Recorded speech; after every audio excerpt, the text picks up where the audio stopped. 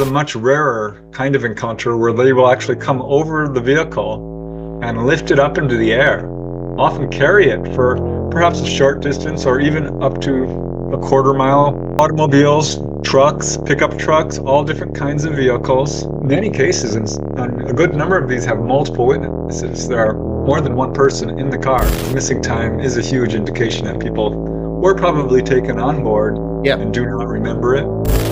I would say 10,000 or more documented cases of people who've been taken on board a UFO. Probably the real number is closer to the millions. The common thing people report is being physically examined.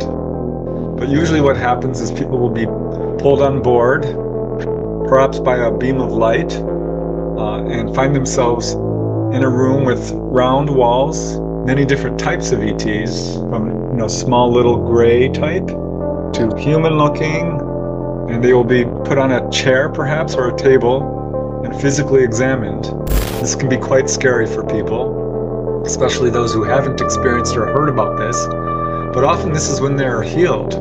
They will take you down to what we would call the engine room and show them people how they power the craft, how they're able to maneuver their ships. More rare, but it does happen, showing them the moon or Saturn, or even taking them to another planet outside of our solar system. A person's own fear plays a very powerful role in how they interpret an experience, when really the ETs are not trying to hurt or scare anybody. But you have to be careful here, because there are some people who are victims of what we would call MILABs. Yes, some people do have negative traumatic experiences because it was very difficult for them, very scary. I do think this happens. I think it's a real problem in this field because it's difficult for both experiencers and researchers to separate these events. There's also disinformation. I think this is part of a whole campaign to instill fear and confusion and portray ETs as our enemies. They heal, they inform, they teach, they guide, they warn. This is a positive thing for all humanity. I would say millions of people have been taken on board. Have you had a personal experience yourself? If so, would you be willing to share with us, please? Yeah, certainly. Where I was driving and a very small ball of light came down in front of my car. When you work closely with people, you start to have experiences yourself.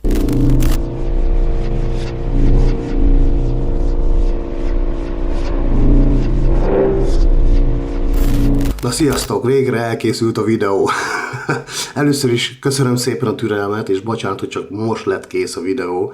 Az interjú április 10-én történt, és azóta minden nap ezen dolgoztam. Először azt hittem, hogy egy hét alatt kész lesz, kész is volt az angol, de a feliratozó szoftver, amit használtam, az botrányosan gagyin fordított és feliratozott, szóval minden mondatot külön-külön le kellett fordítanom és feliratoznom manuálisan, ami szintén napokig tartott. Ahogy számolgattam, átlagosan 10 perc anyagot csináltam 3 óra alatt, tehát ez csak a feliratozás rész. Itt meg is szeretném kérdezni, hogyha esetleg ismersz olyan szoftvert, nem gagyit, nem ami gagyin fordít, hanem ami, tehát tényleg ami egy komoly szoftvert, ami megérti mi az, hogy UAP, vagy UFO, vagy megérti azt, hogy mi az, hogy NDE, vagy OBE, mindegy, tehát ami tud fordítani és feliratozni angol videóról, vagy angol hangról legalább, magyar feliratra, akkor légy szíves, írd meg kommentben, mert tehát ami elméletileg a legjobb szoftver, oda kiindulra ajánlotta, és amúgy jó szoftver, tehát az alap dolgokat megérti, how are you, yes, I'm good, alright, thanks, have a nice day, de tehát amikor szakmai szövegről van szó, fogalma sincs, tehát annyira gagyin fordít, mindegy. A másik dolog, amit még írtam egy YouTube posztban, és végig elmondom még egyszer, hogy miután beszélhettem az egyik legismertebb UFO kutatóval a világon, szerettem volna, hogy a végeredmény a lehető legjobban legyen bemutatva, a legjobb tudásom szerint. A lényeg, hogy az elmúlt 2 hétben reggeltől estig ezen dolgoztam, szóval légy szíves, dobj egy lájkot, és iratkozz fel, ha még nem tetted meg. A harmadik dolog, és talán a legfontosabb, amit említeni szeretnék, hogy ebben az interjúban, az interjú videóban a jelenség különböző aspektusait fogjuk vizsgálni nagyon mélyen. Szóval mindenképp ajánlom, hogy többször is nézd meg a videót. Tudom, hogy vannak, akik gyorsan tanulnak, meg hogy nagyon képben vannak, de én a videószerkesztés közben megnéztem, végülis meghallgattam, néztem 7-szer az interjút, és azt kell, hogy mondjam, hogy néha csak harmadszor, vagy akár csak az 5. meghallgatás után esett le, hogy Preston mit is mond. Komolyan mondom, hogy Prestonnak minden szava aranyat ér, és a feliratozás közben ezt próbáltam érzékeltetni azzal, hogy nagyobb betűvel vagy ezeket a mondatokat aláhúztam. Szóval azokra figyelj oda. Sokszor egy szimpla kérdésre olyan mély válaszokat adott, hogy azokon utána percekig gondolkoztam. Nem az interjú alatt, meg szépen össze lett vágva, a legjobb tudásom szerint. Szóval, ha te is szeretnéd mélyebben megérteni a jelenséget, és hogy mi folyik itt valójában, akkor mindenképp ajánlom, hogy legalább 2-szer nézd meg a videót. Preston 39 éve foglalkozik a jelenséggel, és 45 könyvet adott ki az elmúlt 25 évben. Ebből nekem is van 5 darab, amit gyorsan szeretnék bemutatni nektek. Az első hirtelen, egyértelműen UFO Schoolyard UFO Encounters, tehát Preston amúgy ebbe így beleírta, hogy 100 true accounts, tehát hogy 100, de igazából, ha jól számoltam, van benne 117 iskolás eset, erről ugye csináltam egy dokumentumfilmet a könyv alapján, iskolainvázió, ha még nem tetted meg, nézd meg. Inside UFO-s, True Accounts of Contact, tehát igaz történetek, ezekről majd még beszélünk, tehát ezekről a könyvekről lesz szó az interjú alatt. Ebben van 15 eset, ha jól emlékszem, vagy lehet, hogy eszem, ebben van csak 10. Ebben van 20 Humanoids and High Strangeness, 20 True UFO Encounters, tehát ebben van még 20. Onboard UFO Encounters, tehát hogy fedélzeten, ebben van 15 eset, ha jól emlékszem. 15 Ordinary People. Tehát ebben van 15 eset, elég komoly, ami még egy nagyon durva könyve Prestonnak, The Healing Power of UFOs, 300 True Accounts of People Healed by ETs. Tehát 300 eset van csak ebben a könyvben, amikor az ET-k meggyógyítottak különböző embereket. Ez az egyik legvastagabb könyve, elég komoly, ezeket mindet ajánlom nektek. Hát ebben az 5 könyvben van csak hirtelen olyan 480-490 eset, amit írt. Igazából 45 könyvet adott ki. Ezekről majd még beszélünk később. Na de ki az a Preston Dennett? Preston Dennett egy amerikai szerző és UFO kutató, aki 1986-tól foglalkozik UFO jelenségekkel és paranormális eseményekkel. 45 könyvet publikált, előadásokat tartott az Egyesült Államokban és kurzusokat vezetett az anomáliák témakörében. Az interjú felvétel előtt kértem tőle, hogy küldjön át néhány régebbi képet, hogy megoszthassam veletek, valamint kérdeztem tőle, hogy körülbelül hány UFO előadáson vett már részt, akár mint előadó, akár mint csak hallgató, és azt mondta, hogy évente legalább egyszer, de régebben többször is ment, szóval ez a szám körülbelül 100 körül mozoghat. Preston szintén MUFON Field Investigator, vagy MUFON terepvizsgáló, magyarul talán úgy ismerjük ezt, hogy UFO nyomozó, 1988 óta. Több száz emberrel beszélt személyesen, akiket vagy elraboltak, vagy UFO-t láttak nagyon közelről. A jelen 39 éves UFO kutatása miatt nem meglepő, hogy több 100 000 esetet ismer, amikből néhány ezret ő maga is publikált. Tehát érdemes odafigyelni minden szavára, amit a jelenséggel kapcsolatban említeni fog az interjú alatt. Most hadd mutassam be nektek néhány jelentős publikált könyvét közelebbről. 2001-ben ET Visitations, True Accounts of UFO Contact, magyarul idegen látogatások, valódi UFO találkozások című könyve. Ebben 10 eddig publikálatlan, 2001-ig publikálatlan közeli találkozásról szóló első kézből származó beszámolók vannak, missing time, tehát hiányzó idők, közvetlen arc-arc élmények, akár fedélzeti utazások, tudatos emlékezésre építve. Következő könyv, amit szeretnék említeni, 2004-ben publikált Out of Body Exploring, The Beginner's Approach, vagy Testen kívüli kalandozás, kezdők kézikönyve, ami egy gyakorlati útmutató a testen kívüli élmények, vagy OBE, Out of Body előidézéséhez, megtapasztalásához, és biztonságos kezeléséhez lépésről lépésre bemutatva a technikákat. 2008-ban publikálta UFO-s over New York, True History of ET Encounters in the Empire State, magyarul UFO-k New York felett, valódi földön kívüli találkozások az Empire State-ben, részletes kronológiai eseménytudományok az 1940-es évektől napjainkig New York állambeli UFO észlelésekről, szemtanúk vallomásaival és helyszíni kutatások eredményeivel. Következő komoly könyve 2012 UFOs over New Mexico, The True History of ET Encounters in the Land of Enchantment, UFO-k Új-Mexikó felett, valódi találkozások a varázslat földjén.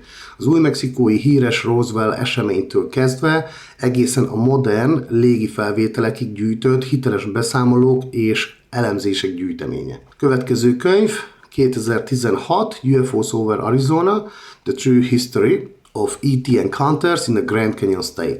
Tehát UFO-k Arizona felett, valódi találkozások a Nagy Canyon, tehát az egyik beceneve, a Grand Canyonnak Nagy Canyon államban. Arizona pusztáitól a városi peremekig terjedő eseménytanulmányok, rajzok, fotók és tanúk leírásai alapján rekonstruálja az észleléseket. Következő könyv 2017 Inside UFOs, True Accounts of Contact, ugye ezt mutattam előbb, az UFO-kon belüli, vagy belül valódi kapcsolatok, 10 korábban nem közölt beszámoló arról, hogy vitték fedélzetre, és mit tapasztaltak az utasok a belső terekben, itt részletes leírásokkal a földön kívüli létformákról.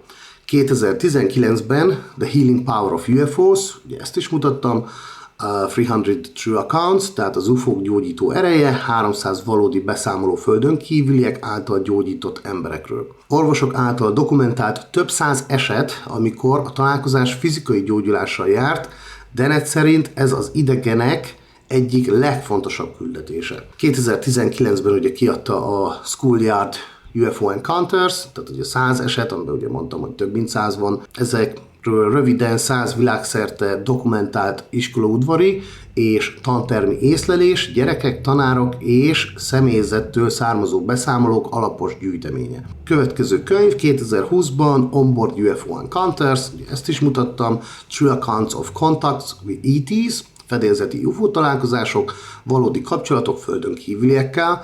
Ebben van 15 új eset részletesen leírva arról, hogyan vitték át az embereket a fedélzetre, mit tapasztaltak, és milyen kommunikáció zajlott le az idegenekkel. Következő könyve szintén 2020-ban UFOs at the Drive-In, tehát UFO-k az autós mozi felett. Egyedi válogatás esti vetítés alatti észlelésekről. 2022 Symmetry, erről is fogunk beszélni, The True UFO Adventure. 2023-ban Humanoids and High Strangeness, ugye ezt is mutattam, 20 valódi UFO találkozás, tehát itt 20 olyan esetet mutat be, ahol nem csak repülőtárgyakat, hanem humanoid lényeket is láttak, az úgynevezett high strangeness elemek, rejtélyes hangok, elektromos zavarok kiemelt szereppel. Amint említettem, Prestonnak közel 50 könyve van, szóval nem fogom mindet itt említeni, de Amazonon megtalálod az összes könyvét. Szintén ajánlom figyelmetbe a YouTube csatornáját, ahol több 10 000 esetet mutat be közelebbről. Különösen ajánlom a UFOs in your hometown, magyarul UFO-k a szülővárosodban című műsorait, amik alá tudsz kommentálni a városod vagy falud nevét, és Preston keres neked egy UFO-s esetet. Végül ajánlom, hogy látogassátok meg a weboldalát, ahol szintén rengeteg információt találsz a könyveiről, videóiról és rengeteg UFO-s esetről. Most pedig, ha készen állsz, akkor induljon az interjú. All right, so I would like to welcome Preston. How are you? I'm very good. Thank you. How are you? Yes, I'm all right. Thanks very much. Thank you for being here. Thank you for accepting my invitation. Okay, so I've got the first question I would like to ask is, can you tell us, like for the Hungarian audience, can you tell us what was the case or experience that truly convinced you that the phenomenon is real?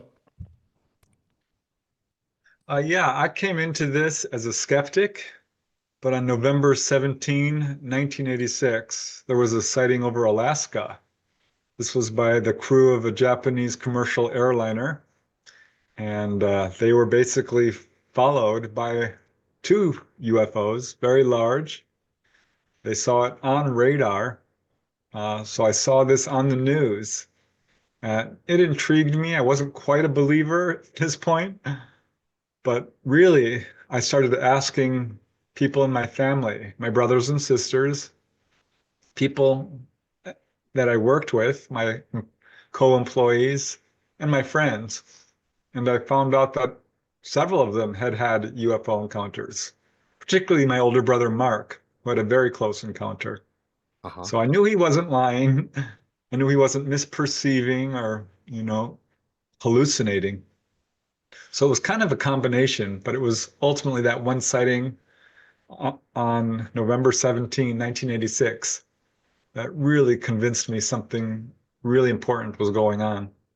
Is it the case, now just on the topic, I think I know about this case. Is it the one that the Japanese pilot explained that there was this roundish object, but was much, much bigger than the airplane, and he was following it, and it was coming around, and it was still following it, like that? Is it the one? Yeah, that's the one. Yeah. The report that was made last November 17th of a UFO spotted over Alaska attracted special attention. This sighting was made by an airline pilot with 29 years of experience.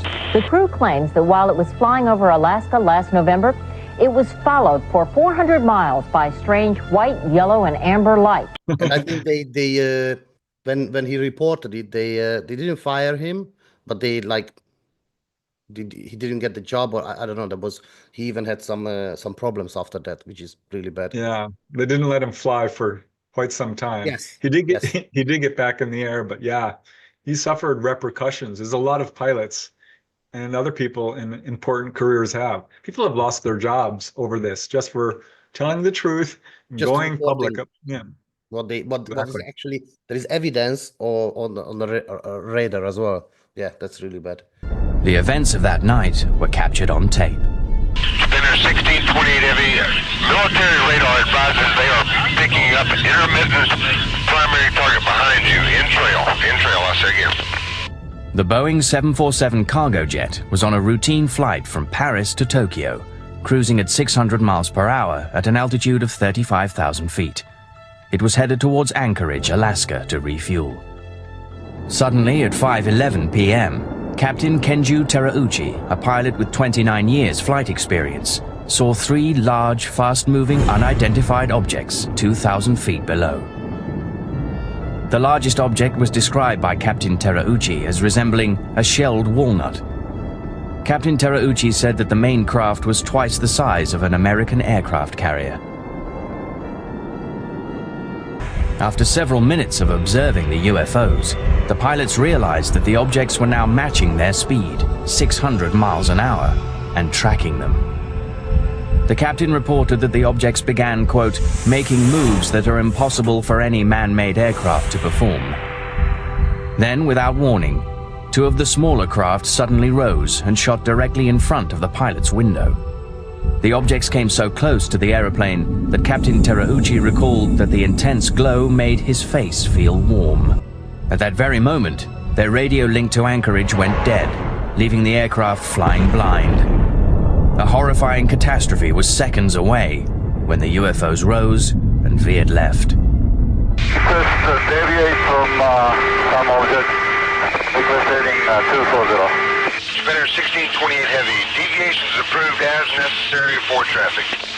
It's quite a big, like a formation. In his official FAA report, Captain Terauchi said we had to get away from that object. Spinner 1628, sir, do you still have the traffic? Disappeared, Spinner 1628. Spinner 1628, I understand you do not see the traffic any longer? Okay. Moments later, an urgent message came in from Elmendorf Air Force Base. The unidentified object had now appeared on their radar. Yeah, that's 1-2 again. We have confirmed there is a flight size of 2 around your 1550 squawk. One primary return only. Okay, where is he following him? It looks like he is, yes. Okay, stand by. The phrase flight size of 2 indicated that JAL 1628 had uninvited guests, possibly with hostile intentions. Spinner 1628 heavy. Military radar advises they are picking up an intermittent primary target behind you. In trail, I say again. Immediately after this confirmation, the FAA requested that the Air Force scramble jets. Do you have anybody to scramble up there, or do you want to do that? Oh, we're going to talk to your liaison officer about that. It's starting to concern of Japan Airlines making the 360 now and still falling. Yeah, okay, we'll call the military desk on this. Although the military desk took no action, JAL 1628 landed safely in Anchorage at 6:20 p.m. Extensive media coverage around the world has helped make this incident one of the most widely reported UFO cases in history. The JAL case continues to inspire debate about the nature and intent of the objects that tracked the 747. To this day, it remains a mystery. The Japan Airlines 747 had a saucer go around it. The papers mysteriously disappeared from the FAA office. All right, yeah, thank you very much for that. I have the next question. So that is quite complex, actually, because I have a few lorry driver friends who are extremely skeptical. Yet you have documented several UFO vehicle lift cases, including trucks being lifted and dropped miles away, sometimes with GPS confirmed missing time.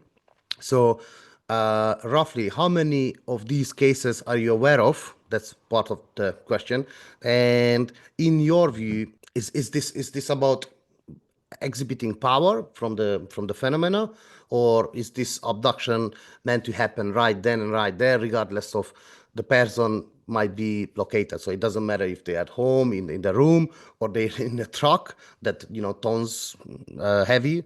And also, what do witnesses usually report in these experiences? All right.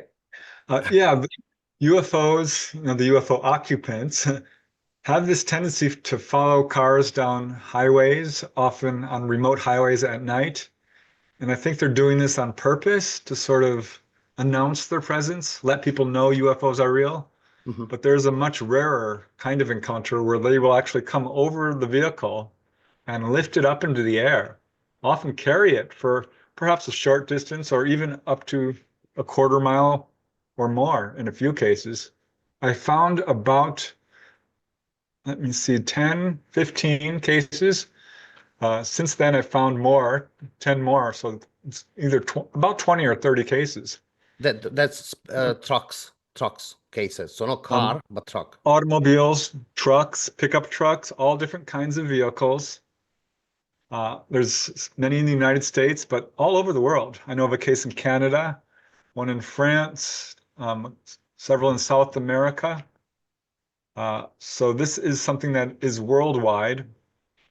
And I'm not so sure they're taking the people on board so much as they are just lifting the car up and setting it back down in a way that makes it absolutely undeniable to whoever's in that car that this is a real experience, that something did come over their car. It's a way to make it absolutely undeniable that UFOs are real. I suspect, I can only speculate, but I suspect that this is why they are doing it. But many cases, and a good number of these have multiple witnesses. There are more than one person in the car. And some of these cars do suffer damage. Some are lifted at the front end only, or perhaps the rear end, or on two tires. But there was a case in South America where the car was lifted up and carried it almost a mile, I believe, and then set back down on the highway, which is amazing. Yeah, these are pretty rare compared to the huge number of encounters. But they do happen. Yeah, they absolutely do happen. And there's a lot of them. One involving a very large, big rig truck. So it's an amazing type of encounter. Yes, because I did watch like one of your videos when you collected these car lifting cases, and you mentioned, maybe I remember wrong, but for some reason, I remember that there was something like a GPS was also showing that there was like a distance away, like few miles away or something, and also there was missing time. Is that, am I remember wrong? I don't remember. Yeah, some of them do have missing time. Yes. Which is a strong indication that probably this was more than just a sighting or what we call a car lift case. Yeah. Because missing time is a huge indication that people were probably taken on board Yeah. and do not remember it. Yeah. Hello everyone, my name is Preston Dennett, and welcome to a new episode of UFOs and the Paranormal. I have a very special episode for you today. I call it UFO Car Lift Cases.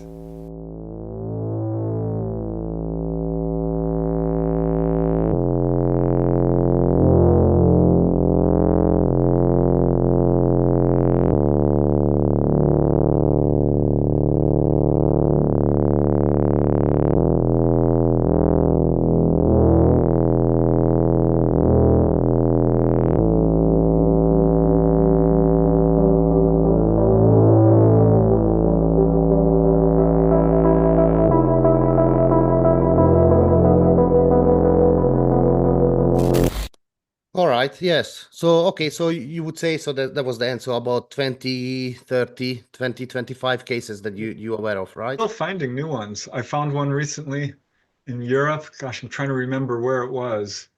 Belgium? Maybe? Um, Belgium? No? Gosh, I just can't quite remember. I go through so many cases every day. Yeah. People have no idea how common this is. We think of UFO encounters as rare events. No, you can name any town on this planet, any city. I could bet you I can find a case there. This is all over the world. Yes, I know that you do that for quite a while now, that name a town and I'll find you a UFO case. You got quite a few episodes of that. I will definitely recommend that to the Hungarian audience. I did recommend your YouTube channel previously already, but I didn't mention this, but yeah, it's quite interesting. All right, thank you very much. Let's see. All right, so you have collected hundreds of cases and written several books on onboard UFO encounters, so we're still on the topic, and inside UFOs, through accounts of contact with ETs. Would you explain what is the usual experience in these cases, please? Yeah, there are, I would say, 10,000 or more documented cases of people who've been taken on board a UFO. Probably the real number is closer to the millions. Yeah. There are some surveys that show that, but they do follow a pretty set pattern, ordered sequence of events. By far, the most common thing people report is being physically examined. But usually what happens is people will be pulled on board, perhaps by a beam of light, and find themselves in a room with round walls, indirect lighting. It's very bright, but they can't see any lamps or lights, and usually very little furniture, many different types of ETs, from small little gray type to human looking, all different types of humanoids, but almost always humanoid. And they will be put on a chair perhaps or a table and physically examined. This is usually just a checkup. This can be quite scary for people, especially those who haven't experienced or heard about this. But often this is when they are healed. There's a lot of cases, hundreds of people who are healed of various injuries, conditions, illnesses, diseases. And after that, the ETs will usually speak with the person, explain why they were contacted, give them guidance or information about their own lives and the world. They will take you down to what we would call the engine room and show them people how they power the craft, how they're able to maneuver their ships. Usually it's using gravitational field lines, magnetic gravitational field lines, and this sort of thing, anti-gravity. Then they will take people up to what we call the control room, the helm, and explain to people how they fly the craft, which is almost always psychically, using mental ability. Like telepathically controlling the craft. Exactly. And for some people, they will actually put you in the seat. I know how this sounds, but I keep hearing this. They will put you in the seat and give a demonstration, allow you to fly the craft. And they want to make you, yes, I'm aware of those, yeah. I think this is a dream. I thought it was a dream. And I said, everything thinks it's a dream. Just tell me the story. You were flying the craft, and this would be the thing where they would see even Chris Bledsoe, where Chris Bledsoe talked about when I was talking to him, and then he said, oh, I've flown the craft. I said, you've flown the craft too? It was like almost everybody I was running into at that point was flying the craft. And that's when he brought up this other thing that Hal put off and other people have talked about, where he said, I said, okay, don't just say anything. I'm going to phone you on Skype. I'm going to talk to you, and I want you to tell me exactly how to fly a craft. So then he got on, and he said he went up to the craft. He went inside. It was 30 feet on the outside, and then it was on the inside. It was the size of a football stadium. And I said, well, other people talk about that as well. This whole idea that the craft is bigger on the inside than the outside. Assume that there's something wrong with time and space, our idea about time and space. So these are the sort of things that happen. They will often take you to what I would call an observation room, or just to the side of the craft, and turn the walls transparent so that a person can see a beautiful field of stars or the earth down below, so they know they are up in space. More rare, but it does happen, showing them the moon or Saturn, or even taking them to another planet outside of our solar system. Yes, there's so many different planets, yes. It sounds like science fiction, but there are many cases. Yes, that's, I was, just to add to this, like myself, I was really skeptical as well. So to me, my first case, sorry, I don't want to talk about myself, but my first case was definitely the Zimbabwe children. So when I hear them speak, it's like, these children, they don't lie. They just don't lie. You can just tell. And they have different accounts. So some seen the silver thing, some they see the little guy. The little guy seemed to have long hair. Anyways, whatever. I was like, okay, there is something here. Well, I couldn't see his nose, but his nose was quite small, and his mouth was quite small, and his eyes were shaped like a So I went down to see what was happening, and I actually saw this craft in the trees, and it was like in a Milky Way pattern on it, like silver and green and that sort of colors. And then there was this little boy crying, so I went up to him to see what was wrong with him, and he said he was quite afraid of it. And then that actually made me quite afraid of it, because when somebody's afraid, I get afraid. And then I saw this person, and his eyes were like in a slant, like say like so, and his mouth was just like a line, like this. How long did you observe this whole happening? I think it was about 5.5 minutes when we went down there, because it was actually quite scary. So I went there and I looked and I saw this ship, and it had this light like a pattern, yellow, purple and green. To keep on going around, and then there was something running across in something of the ship that moved. Then when I looked more down, when I looked like straight vision at the grass, to some like alien thing. He had big eyes, like what the guy was saying here. About how tall would you say? Maybe about 3.5 feet. Suddenly I saw this glittering thing, what my friend Kaylee saw, sitting on top of it. I looked and I saw this silverish type thing in the bushes, and I was really excited. Me and my friend Claire, Haley and Camilla, we were just walking, and then we saw this maroon color just waving about, and it was disappearing and disappearing, and we started to follow it. And then we stood over there on one of the logs, and we saw like this silver thing, and we decided that we should go down there and see, but Claire said we're not allowed there. So I said, it doesn't matter, let's just go and see. And we got closer and closer, and we saw this silver thing just shining, and we thought that it was just a house with glass reflecting in the sun and shining. Then we thought, no, it can't be that, because there's no houses up there on the rocks.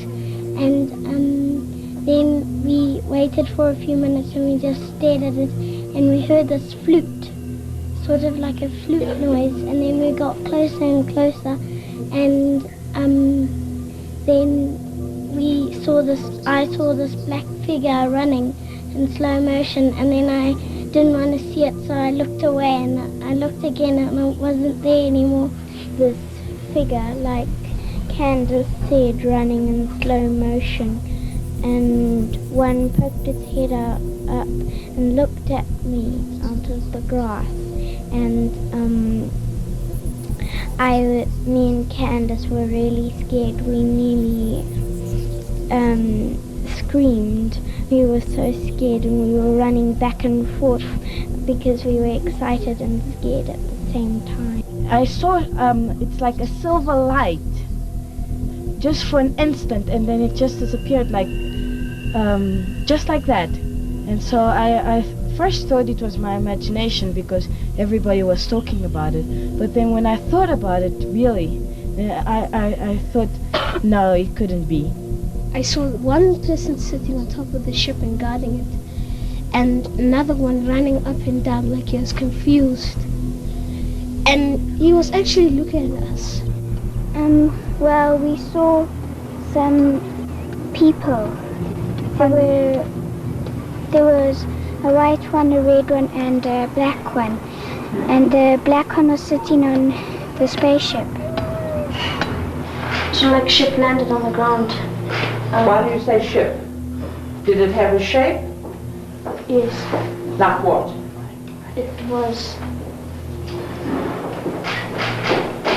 It had a round top and it was flat like that around the sides. What was around the side? Just sort of like a platform coming around the side. Did you see anything else? Yes, we saw a black man running around. A little man or what? From where we looked, he was about this small, but we were quite way away. So he was about our size. Could you see his face? No. I didn't see the spaceship, but I saw the little black guy. He was all black, and it looked like he had long hair. Could you see his face? No. I'm Daniel Mandy, and I saw this silver thing in amongst this clump of trees with this one thing sitting on the side and another thing sort of like running up and down the top. I saw something silver on the ground amongst the trees and a person in black, and that's all I saw. Were you afraid? Yes. So a black man, he was dressed in black and he had big eyes. He looked like, definitely not a human, I don't know really. He had a big head and big black eyes and was dressed in a black bodysuit.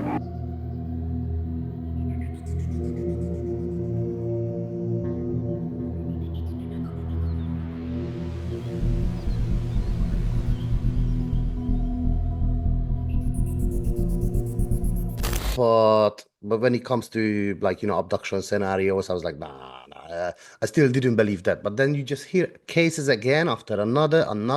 There's just so many. You said there are thousands, probably millions. I'm aware of maybe 300 to 500. But anyways, there's just so many. After probably when it gets to 100, you are like, okay, well, it seems like it is real. So it's just amazing. Many of them do have more than one witness. 2, 3, 4 people are taken on board at once. And another thing that almost always happens is if a person remembers, because some people don't always remember all of the events, but the ETs will give people warnings. This is very common. Messages about how we are destroying our planet, pollution, chopping down the pollution and chopping down the forests, polluting the air and the water. Yeah. Guy, what do you imagine is his reason for visiting Earth? I think it's about something that's going to happen. Something that's going to happen? What I thought was maybe the world's going to end. Maybe they're telling us the world's going to end. I think they want people to know that we're actually making harm on this world and we mustn't get too technologed. How did that get communicated to you? I don't really know, but it just popped up in my head. Pollution? Yes. He never said anything. It's just that the face is the eyes. They looked horrible. And the eyes, the horrible look, had that information that you just told me? They warn about greed and about war and aggression, and most often about the dangers of nuclear bombs, nuclear power, nuclear material, really anything nuclear. Yeah, They're very concerned about that. Yeah, it's like Robert Hastings' work. Really, he was doing all these interviews with the ICBM engineers, and yes, so yeah, I did talk to him. I did a little documentary on that as well. So I know that they are always going and turning those off. One final thing is they do tell people about the importance of developing psychic ability, our own abilities to do telepathy and healing and astral projection and remote viewing. People you've never met and who may even be thousands of miles away and literally see through their eyes so vividly that you can describe precisely what they're looking at. It's called remote viewing. And one of the world's finest exponents who's worked for people at NASA is sitting right over here, Joe McGonigal.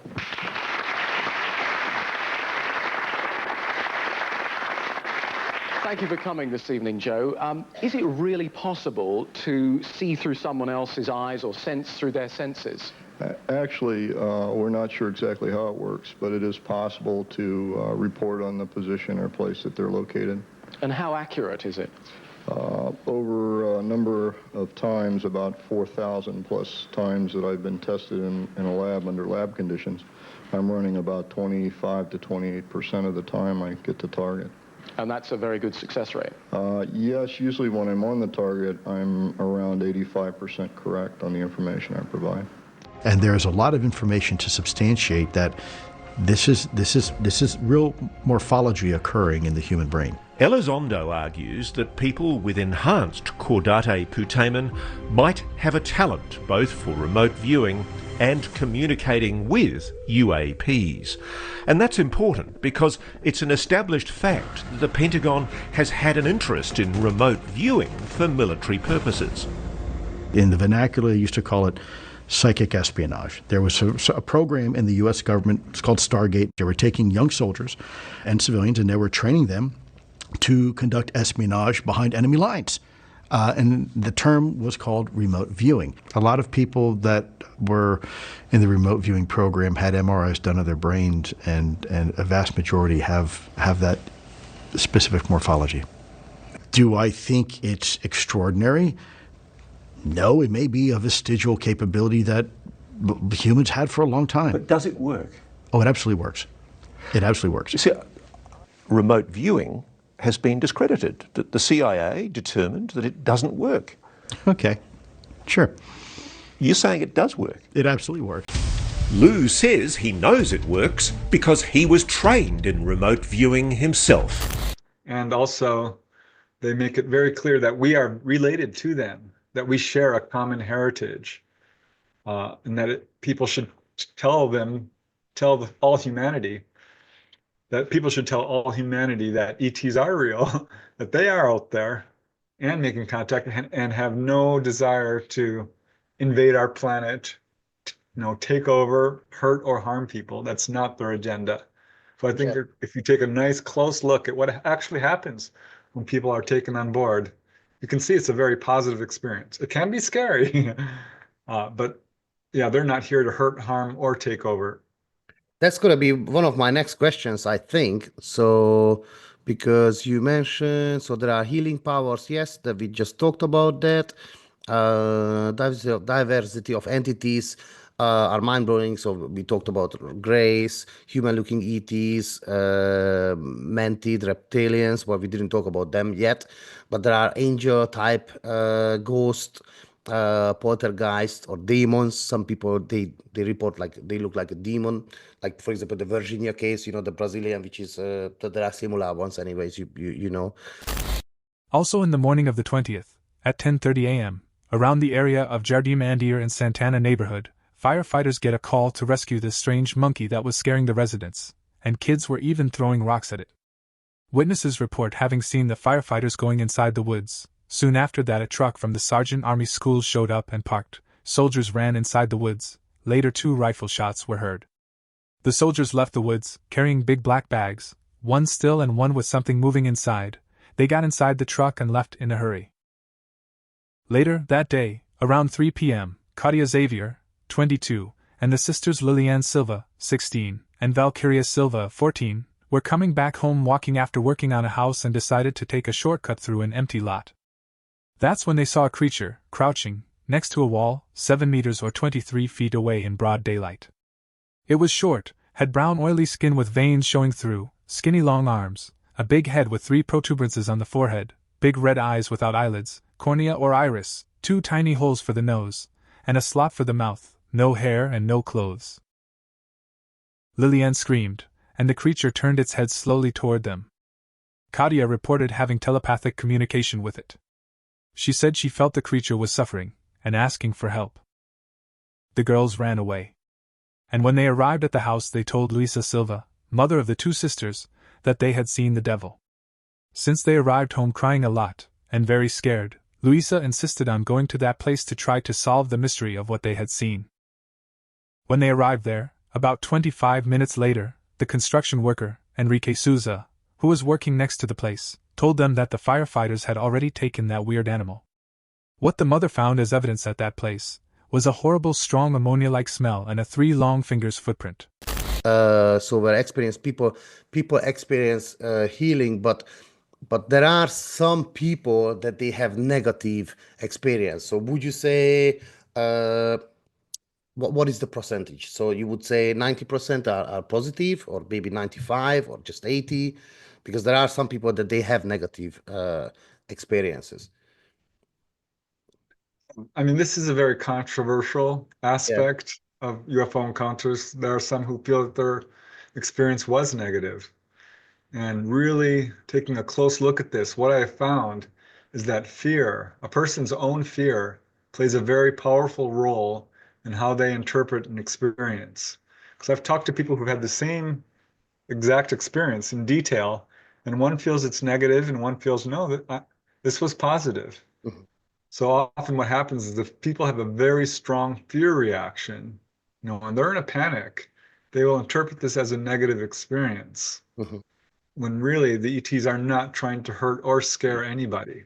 Mm-hmm. Mm-hmm. So I'm going to say pretty much all of them are actually positive, even if people don't perceive it this way. Yeah. But you have to be careful here, because there are some people who are victims of what we would call MILABs. Yes, military that's gonna be that was gonna be one of my other questions, but yeah, we can just jump right into it. Yeah, so just carry on, because that was one of my questions actually, that I'm not even is in my head, that some people, they believe that everything is MILAB. You probably know who I'm talking about. I don't want to mention his name. He's probably one of the most famous UFO researchers out there. But he says, for example, there are others as well, I guess, or many people who listens to him, that no, ETs, they don't do that. Everything is military abduction. Everything is MILAB. But what's your take on that, according to your research? Well, I mean, I will say I have a negative experience because perhaps they ran up to a UFO and got some burns or something, or were physically affected in a bad way. But those appear to be accidental. Yeah. But yes, some people do have negative traumatic experiences because it was very difficult for them, very scary. Yeah. And yes, there are what we call MILABs, or military abductions. I do not think for 1 second all cases of people being taken on board are MILABs. Yeah. I think it's probably far more common. I initially thought it was rare, but no, I'm thinking there's quite a few of these, because people are reporting negative experiences where they believe this is ETs. But what I think is going on here is that we have people within our government, or the secret government. Yeah. Perhaps it would be better termed the military industrial complex, or the intelligence agencies, or the highest levels of the military, who are using hypnosis and drugs and what we call psychotronic technology, mind control techniques, to make people think that they've been taken on board an ET craft, abducted against their will, and subjected to horrific events. I don't think this is ETs doing this. I do think this happens. I think it's a real problem in this field because it's difficult for both experiencers and researchers to separate these events. Many people conflate them all together and believe it is ETs. I'm not convinced it is. So there's also disinformation. I think this is part of a whole campaign to instill fear and confusion and portray ETs as our enemies, which again, if you take a look at the onboard experience, they're clearly trying to help us. They heal, they inform, they teach, they guide, they warn. This is a positive thing for all humanity. So this is a real problem. It's very confusing. And it's, I think, far more common than I initially thought. I would say millions of people have been taken on board. And a lot of people do feel like, especially in the beginning, that it wasn't voluntary, like they didn't ask for this. But later, after they wake up a little bit and raise their awareness and realize, no, they're not being harmed, that they did agree to this and they wouldn't trade it for anything. So this is all very controversial still.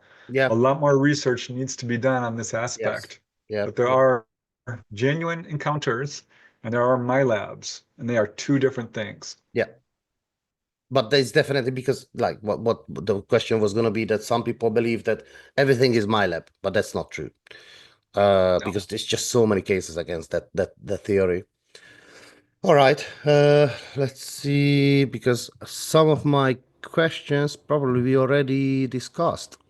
Have you had a personal experience yourself? If so, would you be willing to share with us, please? Yeah, certainly. When I found out that my brother had seen a UFO, I found that very interesting because it was very close-up sighting. And I learned from researching this topic that it often follows families. It's generational. And when I found out my younger sister had had an encounter and missing time as well, I really started to wonder about this. Because my parents didn't report any encounters, my grandparents didn't, but some of my nieces and nephews have as well. So it became clear to me it is in my family. And shortly after I was 76, I was pretty young, 21 years old. Wasn't long after that I started having some sightings. These were mostly unexplained lights. But in 1992, I did have an experience where I was driving and a very small ball of light came down in front of my car and zipped away. But I forgot about it. I had missing time. I remembered it later, but I don't remember driving home. I don't remember telling anyone about this. So I realized that was probably a missing time encounter. And that year I had 3 or 4 other sightings. And they started coming closer and closer to me. So, and at one point, yes, I did have one of the little, what I believe to be a gray, come into my bedroom. Alone? And later, there was only yes, one I was. of them? Well, I only saw one. Okay. Having interviewed a lot of people, I suspect there are probably 2 or 3 because they usually do come in groups. But it was very late at night. It was very dark. I really wasn't expecting anything like that. So I didn't get a really good look at it. All I saw was something standing next to my bed and it zipped out. But more recently, I had a fully conscious experience where I was taken on board. This was 2022. I was working very closely with a contactee by the name of Dolly Safran, who has had a lot of contacts her whole life. And I know from Dolly, yes, sorry, I know. Yes. Yeah, when you work closely with people, you start to have experiences yourself. I'd had this happen before, and this happened again, and this one was probably my most extensive experience, where I did find myself being pulled up sort of an energy beam and into a craft where I was laid out on a table, just like people describe. I had no fear. I thought it was actually really interesting. They kept asking me, "Are you okay?" I said, "Yes, I'm fine." There was a lady who was very tall, kind of half human, half ET, maybe a hybrid, wearing a, she was very thin, wearing a white jumpsuit. Other little shorter beings. But what And was then- this lady? What did she look like? Did she have hair? The eyes, like almond shape, or more like human shaped, or big one? How would you describe Yeah. this lady? She was probably 6 feet tall, very, very thin, a little thinner than a normal person, very long limbs, had a very white skin and very large eyes, larger than a normal person, but they didn't look deformed or unusual in any way. She was very pretty, actually. Tiny nose, very tightly curled, white blonde hair. Blonde hair. Very friendly. But mostly my attention was drawn to another person who was about probably 7 or 8 feet tall, who did have a very large, bald, pear-shaped head, and no hair, and very, very large eyes that kind of wrapped around. She was a female wearing sort of I don't know, a gown or a smock. And she tilted her head and looked at me. And very, very loving. She was very graceful, very elegant, and told me or asked me telepathically, "So, is this what you thought it would be like?" And I said, "No, it's much better." I mean, it was a very short experience, maybe 5 minutes. But I got to walk around, see some of the other ETs, look out the window. I saw the Earth far below me. Wow. It was a really wonderful experience. You weren't just nearby. You actually out of what is it? The Earth atmosphere, right? Yep. I could see the curvature of the planet below me. It wasn't a little ball far away. It was, curved like that. Wow. It's kind of like that, sort of. Now, But most yeah, skeptics people would say, "Did you take a picture?" I was pulled out of my bed. I didn't have a camera with me. I didn't even think of grabbing anything. Yeah. Having done research, I know people who've tried to take an object from a UFO and were not successful. There Yeah, are people who've been given objects occasionally, stones or crystals or pieces of metal or things like that. Yeah, it's quite interesting that they don't. I wouldn't say like I've got a lot less research background than you, but when it comes to any like devices, like mobile device or even like old camera, whatever, if it comes with the old batteries, it seem to be when they close to the UFO, it just drains off straight away. So probably, yeah, I don't know. Probably there is not even a chance when if you are close to it, when these crafts are turned on, I guess probably you got no chance to do a proper video or photo unless maybe they are turned off completely. Maybe like, yeah, I don't know. Would you say that? Yeah, I've heard many cases of people who are trying to take a picture of a UFO and the camera would not work. Yeah. I think sometimes this is because there's a electric field surrounding the craft, or sometimes they don't want you to take a picture. But even so, there is a huge number, a huge library of photographic evidence that is really impressive. A very large catalog of photographic cases that I think are 100% genuine. Yeah. Photographic evidence is very extensive. So they have been photographed many times, but usually from some distance. Back to your case, your personal experience. So you said it was more like a 5 minutes short. Yeah. So you didn't have any. Did you have any marks on your body, or did you have anything, or it was more just like a conversation, kind of like just a quick conversation, basically with the ETs? So yes, yeah, it was a pretty short experience. It was very friendly.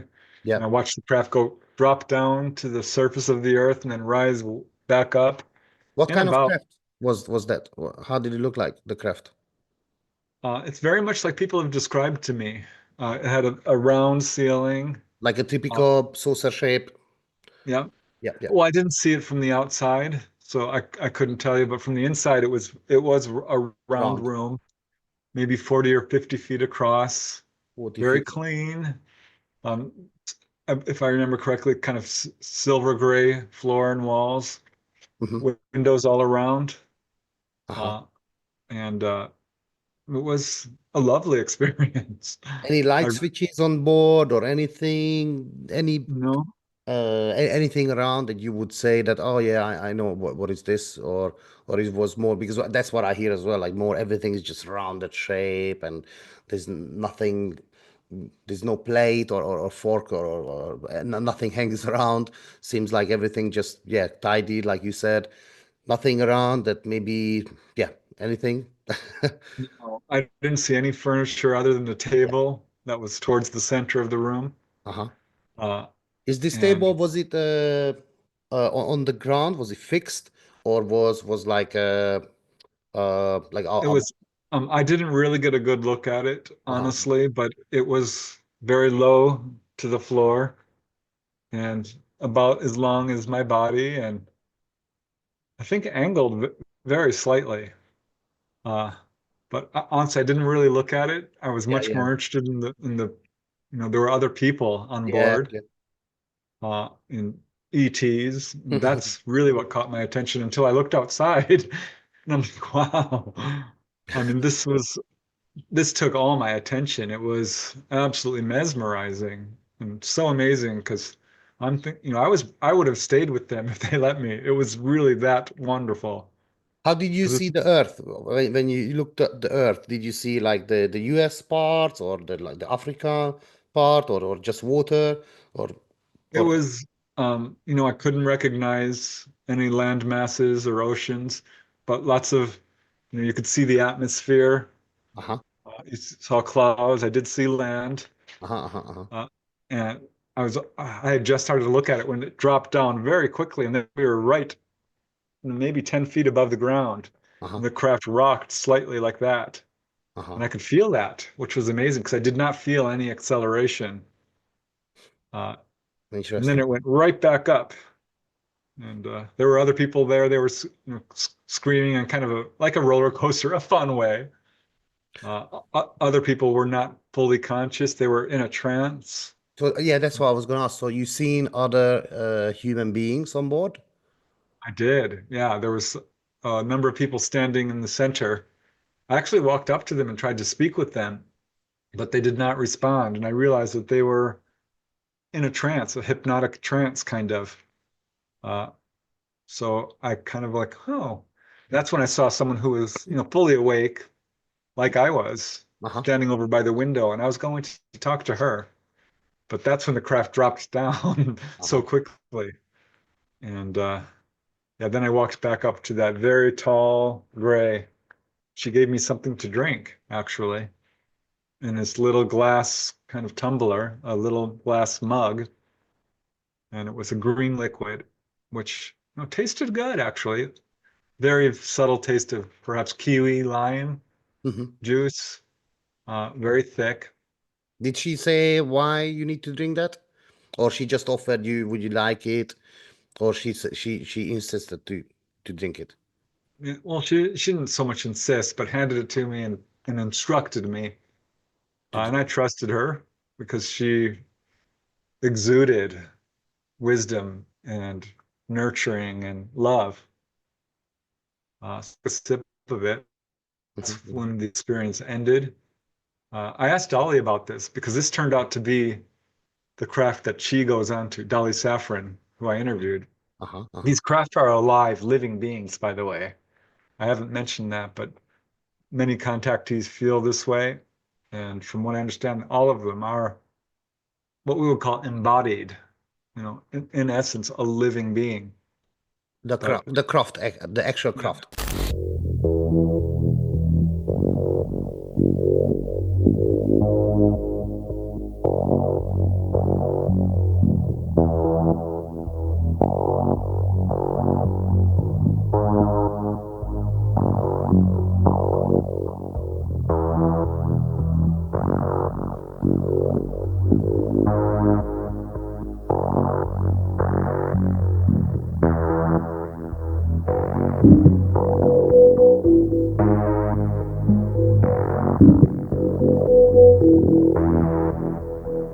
Yeah. But the liquid, the juice is basically to protect you from radiation. Because when you're out in space, there's gamma radiation, which can be quite harmful. Yeah. For long periods of time. Yeah, that's why I was gonna say that it's probably something to protect you from. I wasn't actually thinking about that, but now you're saying it, yeah, makes sense. Yeah, I've done a lot of research on that, and there are many, many cases where people have been given liquids of some kind. I did hear a few cases as well, yes. Now you mentioned it, yeah. Thank you very much for sharing with me and for the Hungarian audience as well. It must have been amazing. Let me see what else do we have. Sorry, are we still good with time? Yeah.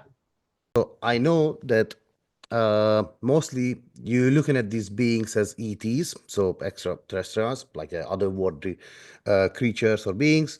But don't you think that we might be dealing with multi-dimensional phenomenon, perhaps time travelers, like Michael P. Masters talking about that?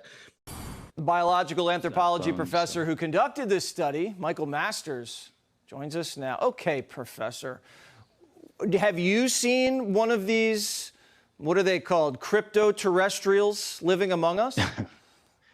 I have not seen one personally, no. And actually, the study is a very conservative approach to this question. As you did a great job highlighting in your intro piece there, this is a real phenomenon, and we need to take it seriously, and we need to start asking the questions about what are they, who are they, where are they coming from, potentially when are they coming from, and even could they have set up shop here on Earth in the past and be living amongst us? Wow, you say it's a real phenomenon. How do we know it's a real phenomenon? I mean, if you look across time and space, these have been reported for millennia. And even if you don't want to take that at face value, look at the cockpit videos, look at all of the reports by military police officers whose testimony we can certainly take seriously because they're trained to identify things that are a threat, and they're trained to identify things that are unexplainable. And there's so many cases where they do report just that. So the difference is we all see these things or hear about them visiting, right, in the spaceship, or there's a sighting. But this study takes it a step further. It's saying they're living among us. Does that mean like Gutfeld's an alien and he's just disguised as a cable TV host? It's certainly possible, and I would look into that because you never know.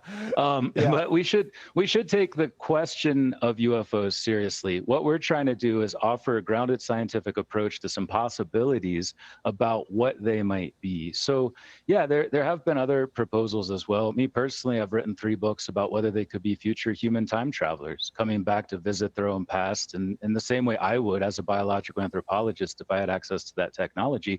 And that is one of the possibilities we include in this paper as well. Or maybe I heard that, I think was Tom DeLonge was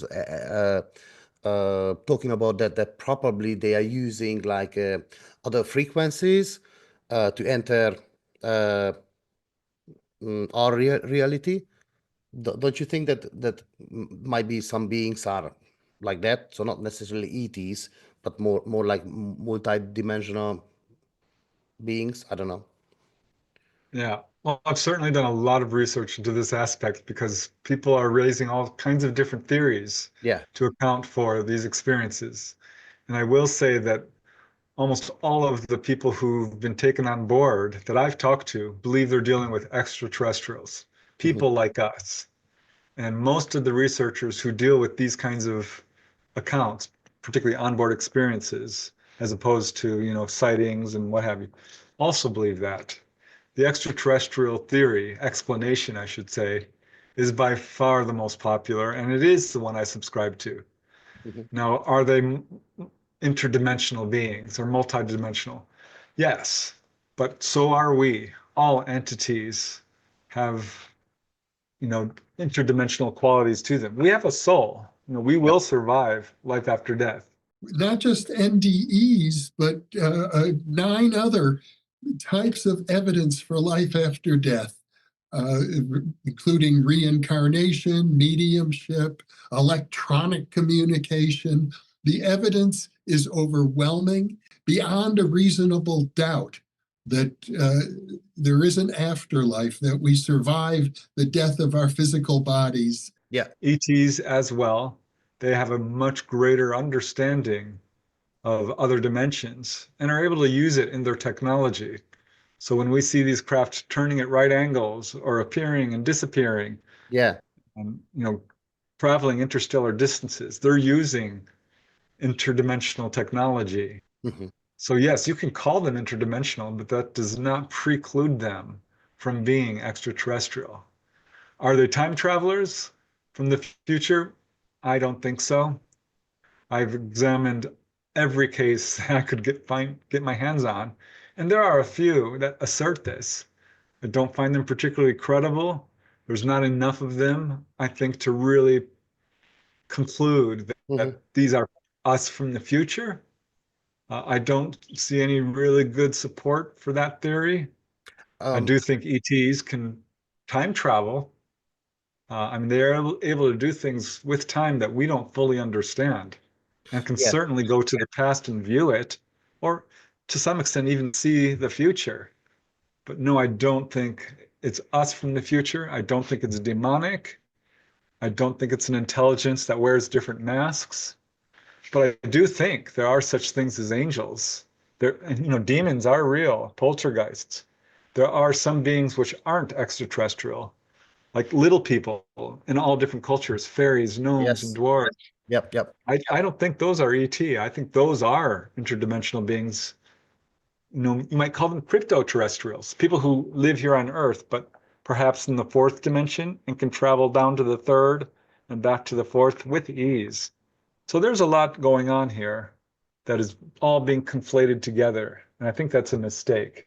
I do think we're dealing with extraterrestrials.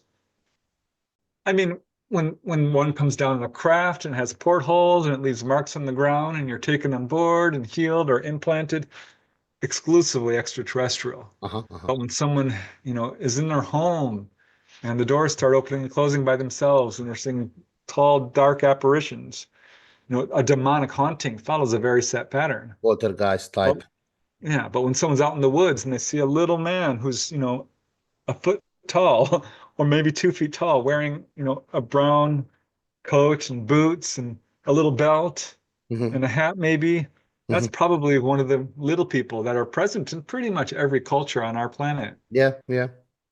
So, no, I'm not going to say all the experiences are extraterrestrial, but the ones that are flying in craft, yes. There is one case that really convinced me about Dan Burish. You know Dan Burish story? The J-Rod?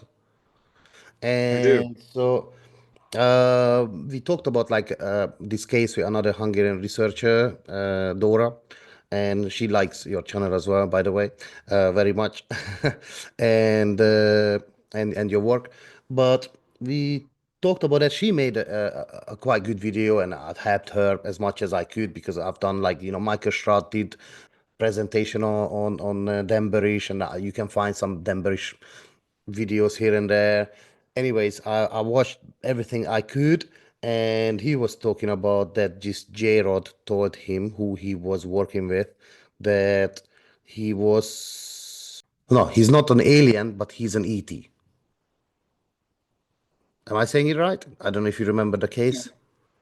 Could you explain briefly what you were briefed on who and or what J-Rod was? Initially, I was briefed that J-Rod was an alien, specifically from the reticulum system, to reticulum 4. I had no idea the truth. Yes, from 2 reticulum 4 now, but I had no idea the truth of how they came to be. As I said to you before, I have never met an alien, but I have met an extraterrestrial. I found out subsequent to interactions with the J-Rod, and again, they have personal names. The term J-Rod simply means 15, which was a basing name for where they're located, the number of light years from our location. So they took those names.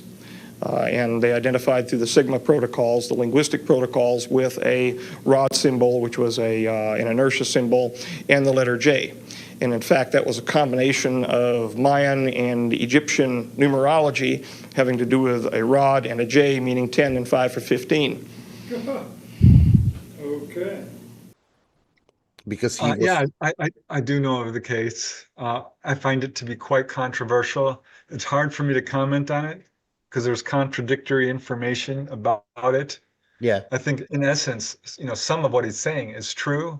It's hard for me to speak specifically to that case, but I do think our own government absolutely has ET craft, does have ET bodies, and perhaps have kept some of the ETs alive for a short while.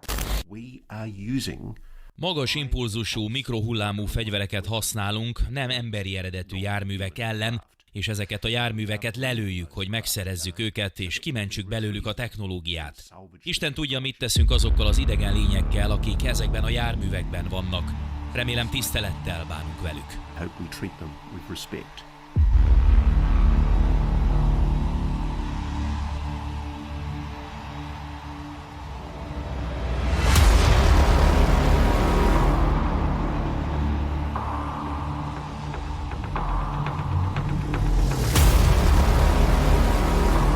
Ez egy rendkívül kifinomult technológia, amit arra fejlesztettek ki, hogy lelőjék ezeket a járműveket.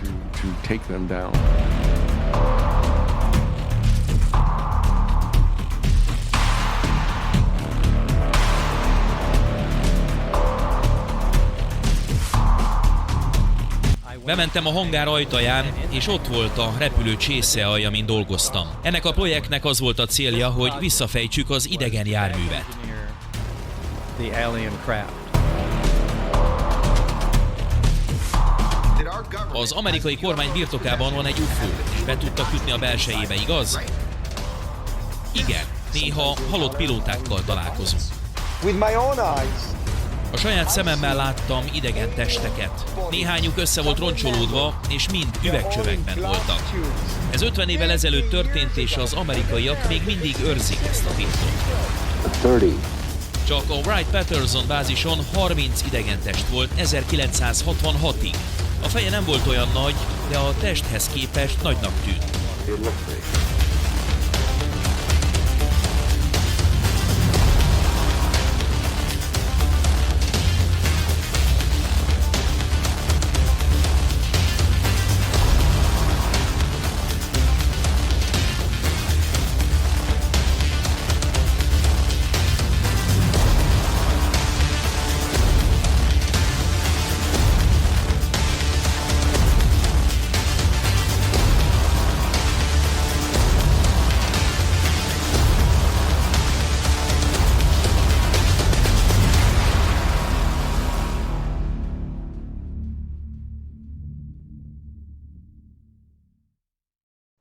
I'm not so sure I believe all the details coming out about the J-Rod case because most of the cases don't talk about that.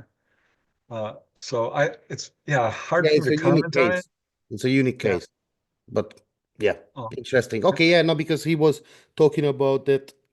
What I remember that the J-Rod was telling him that they are basically us from the future or something like that. Yeah, I'm aware of that, and I'm just not so sure what to think about it. Yeah, because having researched that topic, and I've interviewed many hundreds of people who've been taken on board, and that has never been the explanation. ETs have said over and over again that we do share a common heritage, that we all have genetics. We're almost always humanoids and looking very much like us. And people have been told by the Greys themselves that they are essentially human, very much like us. Mm-hmm. So no, I don't find the time travel explanation convincing. Yeah, still something to explore. I wouldn't, but personally, I wouldn't say that definitely no way, because once we figure out time travel, that means it's always existed, I guess. But But yeah, Michael P. Masters, yeah, I read one of his books and I watched some of his interviews, quite interesting. I was gonna say something, but yes, so Tom DeLonge theory, because I was a network engineer and I was into Wi-Fi, not into, I had to study in a professional level, Cisco systems, and so basically the Wi-Fi, there are different frequencies all over around us, and we don't see them. We can tap into them with some technologies like with mobile phones. So so if these beings much more advanced, and they are definitely are, if they might have, or part of the beings, not maybe not all, if they have figured out how to uh, uh, get into some of these frequencies, that some part it might be a future, some might be like the past, because I think Tom DeLonge, I think he was saying something that there is no future or past, everything is once. But these beings have somehow figured out how to access some of these frequencies, so they can appear and reappear and disappear in any of those what we call different times, like years, for example. Interdimensional. Yes, and the reason is because time is time is parallel. It's not linear, or it's not like we start here and go forward in time. Time is side by side, which means everything in the past and the future is existing in this moment, but within different frequencies. So a civilization that's at the end of their technological cycle could build a submarine that changes its voltage and materializes in that same location, just into our timeline. And then fucking, it's crazy. That was well articulated. I like that. And these are often reported seeing certain beings, poltergeist activities in rare cases, like Chris Bledsoe's experiencers developed a strong connection with UFOs, orbs, and even with the lady. For the Hungarian audience, this lady, she told Chris Bledsoe that she's most well known. Her name is most well known as Hathor, like the Egyptian goddess. But some CIA people, they talked about that probably this is the same lady as the one was in Fatima or in France, the Lord of France, I think. There was another one from Mexico. Anyways, what Chris went through, and I believe every word he tells me, and about this. And not only do I believe every word he tells me, he attracted the attention of a lot of people: DIA, NASA, CIA, other agencies. Everybody wanted to get close to him. Everybody wanted to know as much as information as they possibly can, because his experience it took in not only the classic abduction scenario, because he had missing time, right, where he had no idea what was going on, right, but he also met the entities themselves, and he also met the lady. Yeah. And not many people meet the lady, and I think,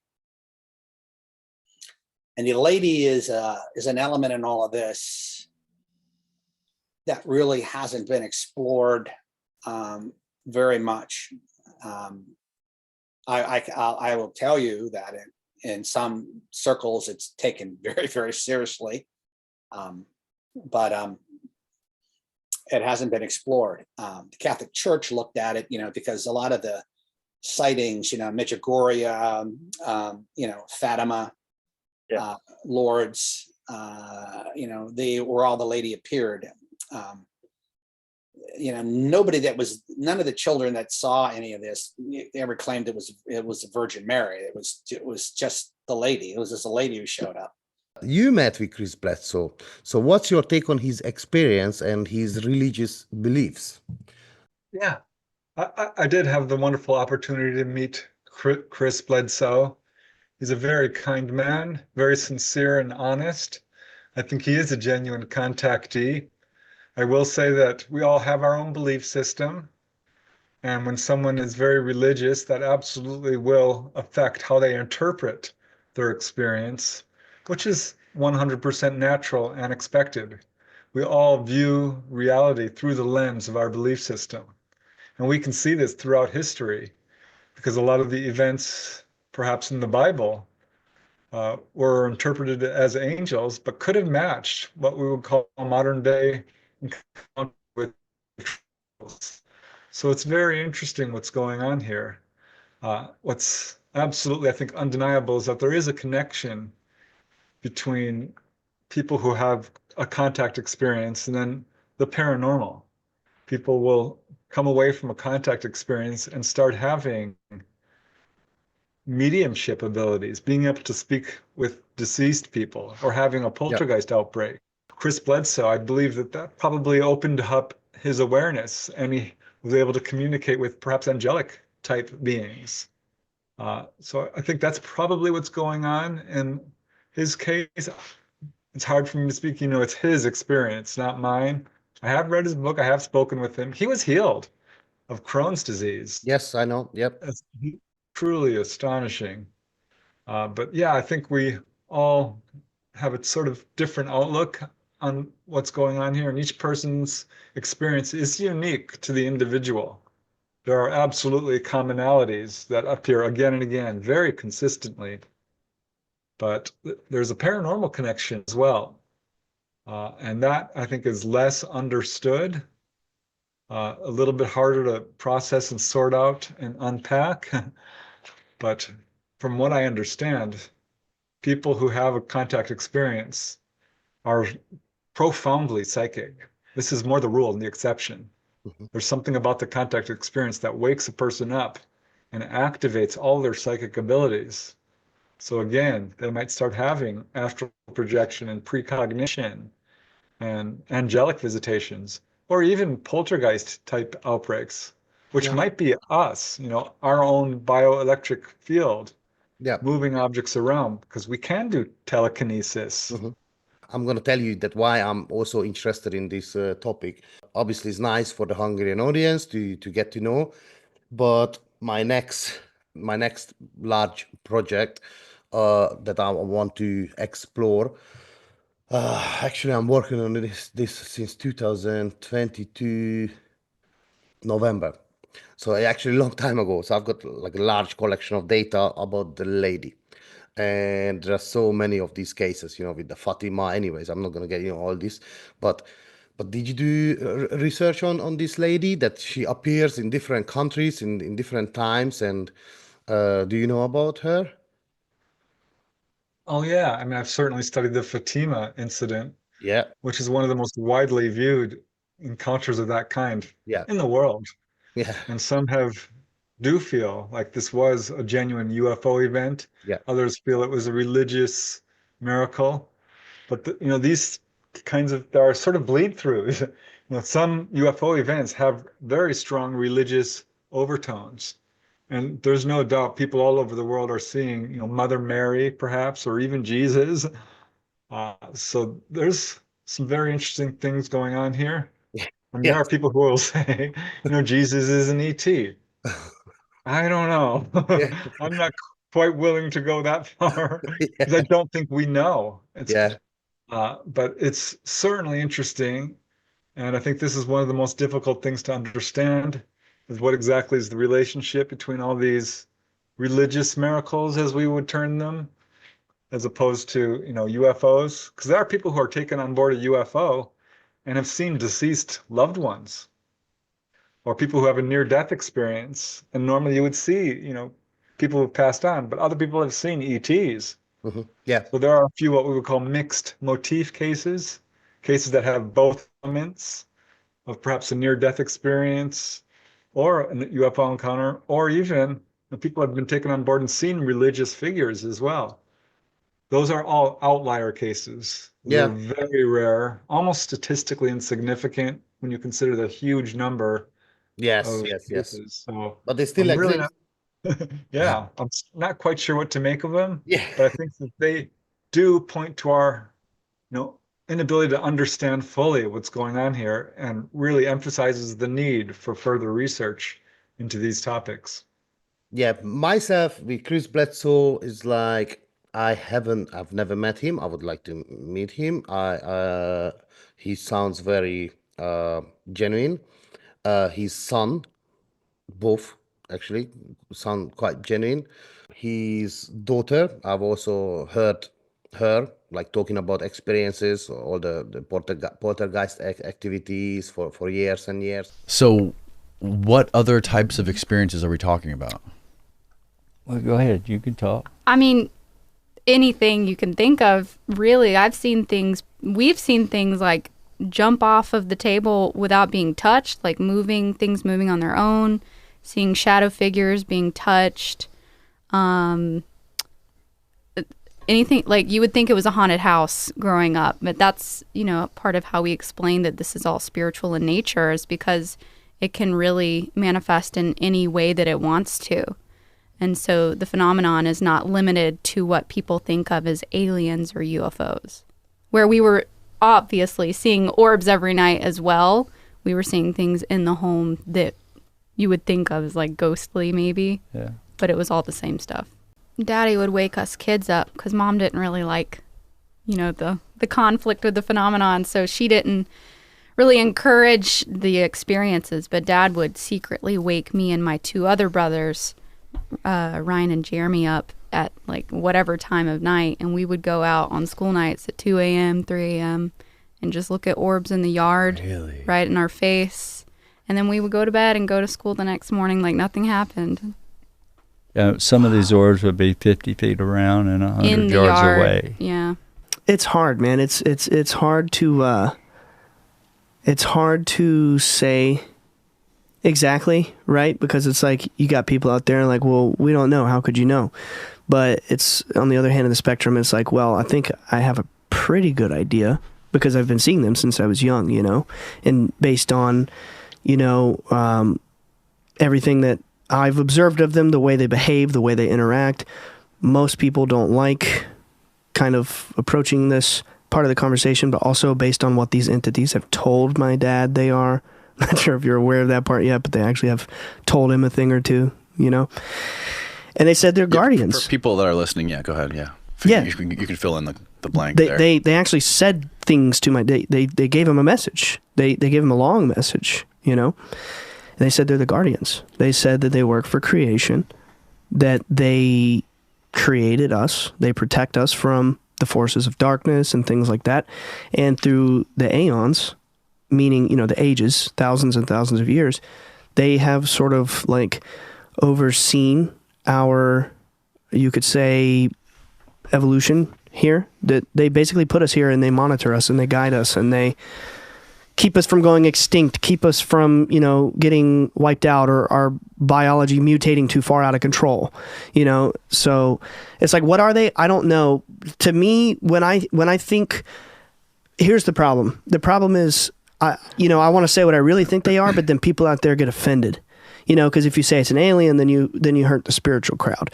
If you say it's an angel, then you hurt the atheist, alien crowd. Yeah. What I really think they are, I think that they are beings of a vibration that is much higher than ours. I think that they have evolved past dense material reality.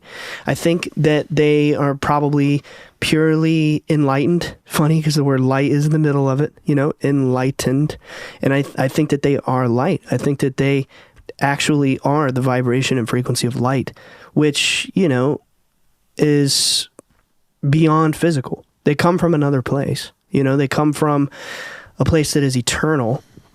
You could call it the spirit world. You could call it string theory, other dimensions, whatever. Either way, I've seen them pop in and disappear and do crazy magical things. I tend to think that it's more like we're the false dimension, like knock on wood. We're the dream. We're the illusion. And that they come from the real place. They come from the eternal place, which is what they told my dad. We come from the eternal place.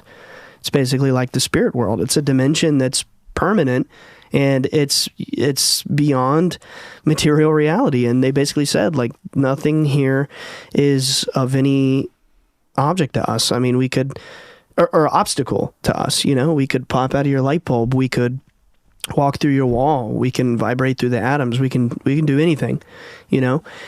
When I think of these beings, I think in terms of the various mythologies around the world, you know. I think of like Irish fairies. I think of like Arabic jinn or genies. I think of biblical angels. I think of like the Nagas, you know, I think it's, I could be wrong here, but the Japanese snake beings that come from the sky. I mean, you have all these different myths of these different beings that come down and they're divine. Yeah, right. Maybe it's all the same thing. How old were you when you first started seeing those orbs in the sky with your dad? 13. 13. And I'm just turned 30, so. You just turned 30. Yeah. There's quite a few of those scenarios where, and again, it's like, does dad have healing abilities? I don't think it's like that. I think everybody has healing abilities. And I think it's like, the reason it happens so much around dad is because he asks the beings. He gives it to them. He believes it's them. He completely, never once in my entire life has dad ever looked at me and said, I healed someone. I have a healing ability. Never. He will never say that. He believes everything ever weird that's ever happened around him or to him or from him is 100% the beings. It's exactly like what I said in the beginning of the episode. I think what's important is we humble ourselves to the higher forces, right? We understand that there are things outside of us. Maybe they look scary. Maybe we don't understand them, but they're healing cancers and healing strokes and all kinds of other amazing things happening all around us, you know, so much so that people from the CIA, from the NASA, you know, the space industry, DOD, all these intelligence agencies are knocking on our door and saying, hey, you know, what's going on here, right? It doesn't just happen all the time. What other kind of people showed up at your house besides Hal? You name an agency, Homeland Security, DIA, NRO. Dad told you about that one. Yeah, he taught me all about the NRO. Yep. Air Force Intelligence, Army Intelligence, Naval Intelligence. I think I already said CIA, obviously. I've met people from FBI. I've met, virtually. They all just knock on your door unannounced? No, that's only happened unannounced only a few times. A lot of times it's like, hey, I'm coming through the area. Can I stop by? Sure, come on. Or, you know, get our number. Hey, so-and-so, introduce me to this guy who told me to get in touch with you. You know, it's not always unannounced. Yeah. That was more or less a few times. But no, mostly it's just like, hey, we'd love to come visit. Yeah. Okay, come on in. You know, Southern hospitality. You want coffee? You want tea? What do you want? Yeah. You know, what do you do when the CIA is knocking on your door? You're going to say no and slam the door? Were you at the house when that guy Tim showed up? Uh-huh. Really? Yep. It was in my bedroom where What? Yeah, I helped him with the metal. Do you remember that story? Where he put the metals? Put it in both hands? Yeah, I was the one who helped him do that whole thing, where it was like one person at a time, started with me. I held the metals first, and he explained to me, he had these charts where it was like basically showing that the isotopes of these metals were not from Earth. He was implying to me that this material did not come from Earth. It comes from somewhere very far away, and it's organic. He said it's alive, like it's some sort of living, sentient material. And he just explained how he was able to sort of like replicate this material. And he made like billion-dollar patents being able to replicate this material by... Really? Yeah. The very cutting-edge experimental technologies like hip replacement, bone replacement type stuff, because it's organic, right? So he figured out how to not reject the bone material. It's like if you just put a metal implant in your hip, your body's going to reject it. He figured out how to make it merge because it was organic. And he figured out you take...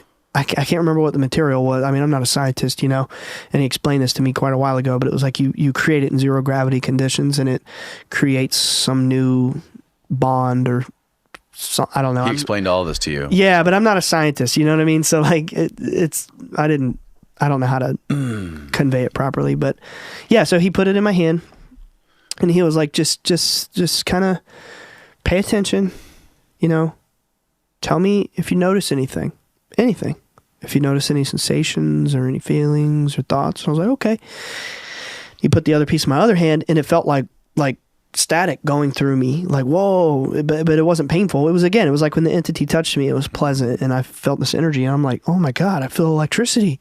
Yeah. And he goes, okay, let's get the next one. And we went, my brothers, my sister, my mom, and then my dad, in whatever order, but we did Dad last. And then you heard the story with Dad. It was so powerful. I mean, I sat right there and I watched. The muscles in his arms were convulsing. I mean, this energy was so prevalent from this material. He was shaking and his vision blacked out. And it was basically described to us that this material it's like quasi-crystal. And I don't really know what that means. But he basically said that the fact that we had a reaction from this material in the first place was evidence to him. It was a way for these covert programs to, you say you're seeing an entity and then you touch this stuff and you feel nothing whatsoever, well, you're lying. Really? So it's like a lie detector test. Well, no, it's more so like it's reacting with your energy because you've been in the presence of an interdimensional entity. You see what I'm saying? Like, that's what he told us. Like if you have some sort of vibration going on inside you. Yes, because you've been altered because you've been in the presence of an interdimensional entity. Wow. So he knew that we were telling the truth because we all felt this energy. And ironically, I had just started dating my wife at the time. She happened to be there. She didn't feel a single thing. She didn't feel anything from the metals. Did Tim show you guys anything that was like super confidential that you're not allowed to talk about? I mean, yeah, but really it wasn't a big deal. It was just pictures of Area 51. Oh, really? I mean, it was a big deal. It was, but it wasn't like he didn't show me alien bodies or anything like that. It was just pictures of Area 51. And, it's like basically indicating to us that there is a facility where this kind of study goes on. But the main thing that... Do you think it still goes on there? I think they moved it all. Area 51? Yeah, like all the crazy studies. I have no idea. Like he didn't show us anything that was like... mind-blowing. Well, no, I guess what I'm trying to say is like he had an air of plausible deniability. Like he showed us photos of the facility, but he didn't show us any of the like, he didn't show me a craft. Right. Or anything like that. And I mean, it was pretty like towing the line of what, if I was a dude in a covert program, what would how far to the line could I get? Well, he got as close to that line as possible. And he told us he was going to do it. He said, I have a box. All right. And at the very edge of this box is how far I can go and what I can show you, classified information, things like that. I'm going to get right here to the edge and I'm not going to pass it. So he showed us the pictures of Area 51. He showed us his badges of Area 51. He had like actual laminates, CIA, NASA, Air Force, and Area 51 laminates, like clearance passes, like click, let me in the door. He showed us that. And he basically told us that, this was a very serious subject matter. It was the most classified subject. We are very seriously regarded in these intelligence communities. He said that if we had been talking just 6 years prior about our experiences and going public, that we would have probably been shot and killed, but that the times had changed and that they were loosening the protocol on how to deal with people. He basically said we have other ways of ruining your life. They're very esoteric in NASA and CIA, man. And that's a rabbit hole in and of itself. But I want to stress, I do not want to say that all of these people in these agencies are bad. They're not. Some of them have been really good. Of course not. Some of them have written blurbs in my dad's book, saying he's telling the truth. Please listen. And I'm talking to my dad, and he starts telling me, son, I saw this lady, and grazing over the details because I talked about some of the things she said already, but grazing over that, just, how he first told it to me. He said, I saw this lady and she said this, that, and the other. And she said that she goes by Hathor, but that throughout time and across many cultures, she was known by many names. And she, she had the dress. She had it glowed, like it like twinkled like the stars. It's like this white gown that it was like it had stars all over it, right? Well, you can look up ancient depictions of Hathor, and she was depicted this way. With the bull is symbolism, right? It's like, do you remember she appeared first as a bull, right? in the story. The bull. Yeah, there was the bull first, then her. Right. And I think he said it was like similar to the Lady of Guadalupe. Yeah, many names. But you look at depictions of Hathor. Hathor. Yeah, it's this Egyptian deity, and she was depicted as a bull. And she had this dress that was like the twinkling stars, and it's the notion that she was like the divine mother of the cosmos, nourishing with her udders, the cow, the bull symbolism. She was she fed the cosmos with her milk. It was this symbolism, right? Mm-hmm. But she said, I go by many other names. Oh, look at that one. So can you imagine how I felt at 18 years old with my dad telling me this stuff? No, I can't. Being a Pentecostal, I'm like, what the hell? I've never heard of Hathor. And then he said that this being, the lady, she said that Amun-Ra is the hidden one. That's all she said. No, what? Amun-Ra is the hidden one. Yeah. What does that mean? I don't know. But again, all these people. So it wasn't just all the children wasn't just Chris Bledsoe, but his children are also confirmed that they have visitations for over a decade now, or nearly 2 decades soon, from CIA, from NASA, even from Vatican. Louis Elizondo went to see them. Tom DeLonge went to see them. Tim Taylor. I don't know if I'm going to be in trouble to mention his name. Diana Pasulka wrote in her book as Tyrell. But he's Tim Taylor, who is also like the dragon, I think, what they call him. That he's also NASA and Air Force and NASA, Air Force, and CIA. So I was like, okay, well, if all these people are interested in Chris Bledsoe's story, then maybe I should take a closer look. So that's where I began exploring this, the lady and all this. What's your take on that? What's all these agencies are so obsessed with the lady or with Chris Bledsoe's case? Yeah, that's not unusual when someone has a lot of contact and are very public about it and willing to share their story. It draws a lot of attention. Mm-hmm. And I think that's probably what's going on here. We do know our government takes this subject very seriously, despite denials for decades that this can all be explained away as hoaxes, hallucinations, misperceptions, or mental illness. All that time, they knew this was real. There still is a cover-up. They have yet to reveal, the Roswell craft, for instance. Yeah. Or even admit the validity of the Washington flyover in 1952. Yeah. Or the landing at Edwards Air Force Base in 1954. Or the Malmstrom case in 1967, where UFOs shut down our missiles. Yeah.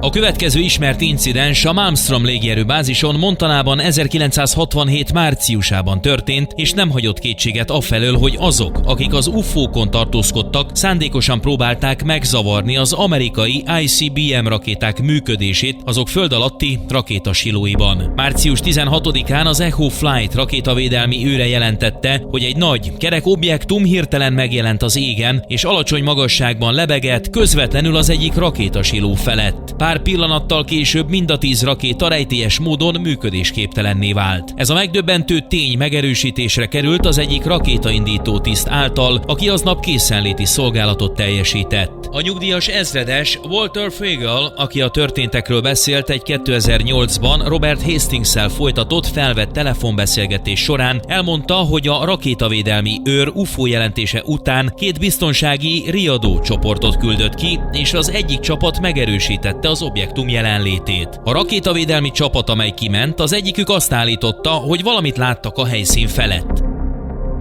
The strike team that went out Hogyan írták le? Azt mondta, hogy egy nagy kerekobjektum volt. Közvetlenül a start létesítmény felett? Közvetlenül a siló felett. De Fagel nem volt az egyetlen, aki arról értesült, hogy UFO volt a környéken az incidens során. Henry Barlow, a volt Minuteman elektromechanikai technikus, aki segített újraindítani néhány sérült rakétát, tájékoztatást kapott arról, hogy a rejtélyes légijármű okozta a problémát. A Job Control felhívott és azt mondta, hogy probléma van az Echo Flight-tal, és 6 rakéta egyszerre leállt, és arra kértek, hogy menjünk a legközelebbi helyszínre, hatoljunk be a területre, és nézzük meg, mi történik. Útközben felhívtak és közölték, hogy a másik 4 rakéta is leállt, így most már mindegyik leállt. Ekkor azt mondták, hogy UFO aktivitás van a környéken, és mi már többször is hallottuk ezt, amikor a rakétasilókon voltunk. A Job Control felhívott és azt mondta, jelentéseink vannak UFO aktivitásról az önök területén, tartsák nyitva a szemüket. Úgy gondolom 3 vagy 4 helyszínt fettünk le, és más csapatokat is küldtek a bázisról. El kellett mennünk Echo 1-be, hogy ott töltsük az éjszakát, és 8 óra alvást kapjunk, mielőtt visszatérünk a bázisra. Amikor beléptünk, alig volt hely mozogni, mert annyi fémes jelvény volt ott, és hallottuk, hogy UFO-t észleltek Echo 2 felett, amely az Echo Flight északi helyszíne. 1997-ben Robert Kaminsky, a rakétamérnök, aki a Boeing cég csapatát vezette, melyet a rakétaleállás incidens kivizsgálására küldtek az Echo Flightnál, írt Jim Klotz kutatónak, és azt mondta, hogy nem találtak semmilyen hétköznapi okot a meghibásodásokra. Fontos, hogy a nyugdíjas mérnök azt is elmondta, hogy informálták róla, hogy egy UFO felelős a rakéták működésképtelenségéért, de az izgalom még nem ért véget. 8 nappal később, 1967. március 24-én Oscar Flightnál egy második ICBM leállási incidens történt.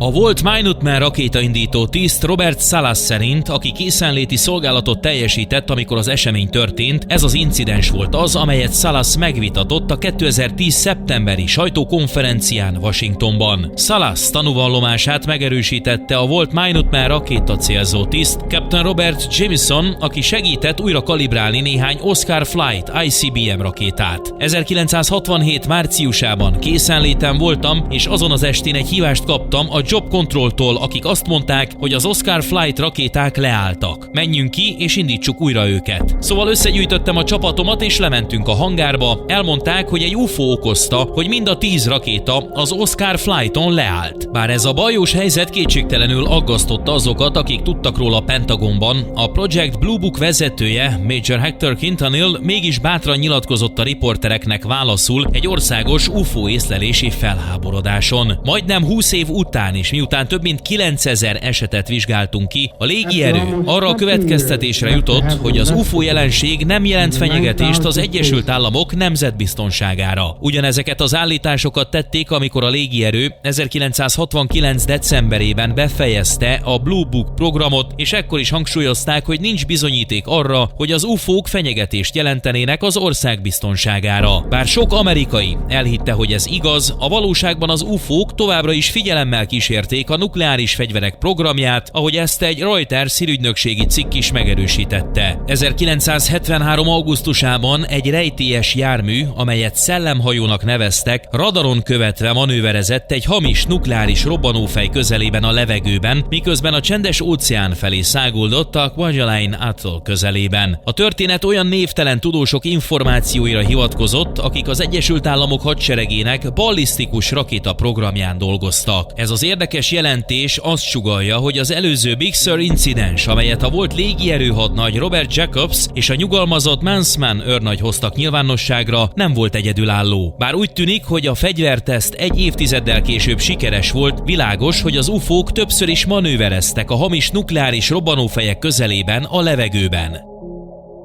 According to Diana Pasulka, we might be looking at angels and demons, and recently Louis Elizondo and others, there are many others actually I heard, they talk about this group called Collins Elite. Do you think they come from space? I had a collegial friendship with Tyler and Gary, and we were studying these objects and things like that. And Tyler became a Catholic or just much more Christian, let's put it that way, a believer, that what he was studying were like angels. They did not view these things as extraterrestrial, and they thought that they were bad. And so this group I got a distinct feeling that there's something really bad happening. There's something really bad. And I started to talk to people who now we call whistleblowers. So they would talk to me and they would say the same thing. They're afraid. They would be afraid. And by the way, none of those whistleblowers are at the congressional hearings, none of them. And they don't want to be. And in fact, most of the information that's getting taken from them is being taken in ways that are not public and not like what I would call nice, okay? It's uncomfortable. So I believe that if we were to call these things anything, they would be in the realm of like the angelic and the demonic. That's how I feel about them personally right now.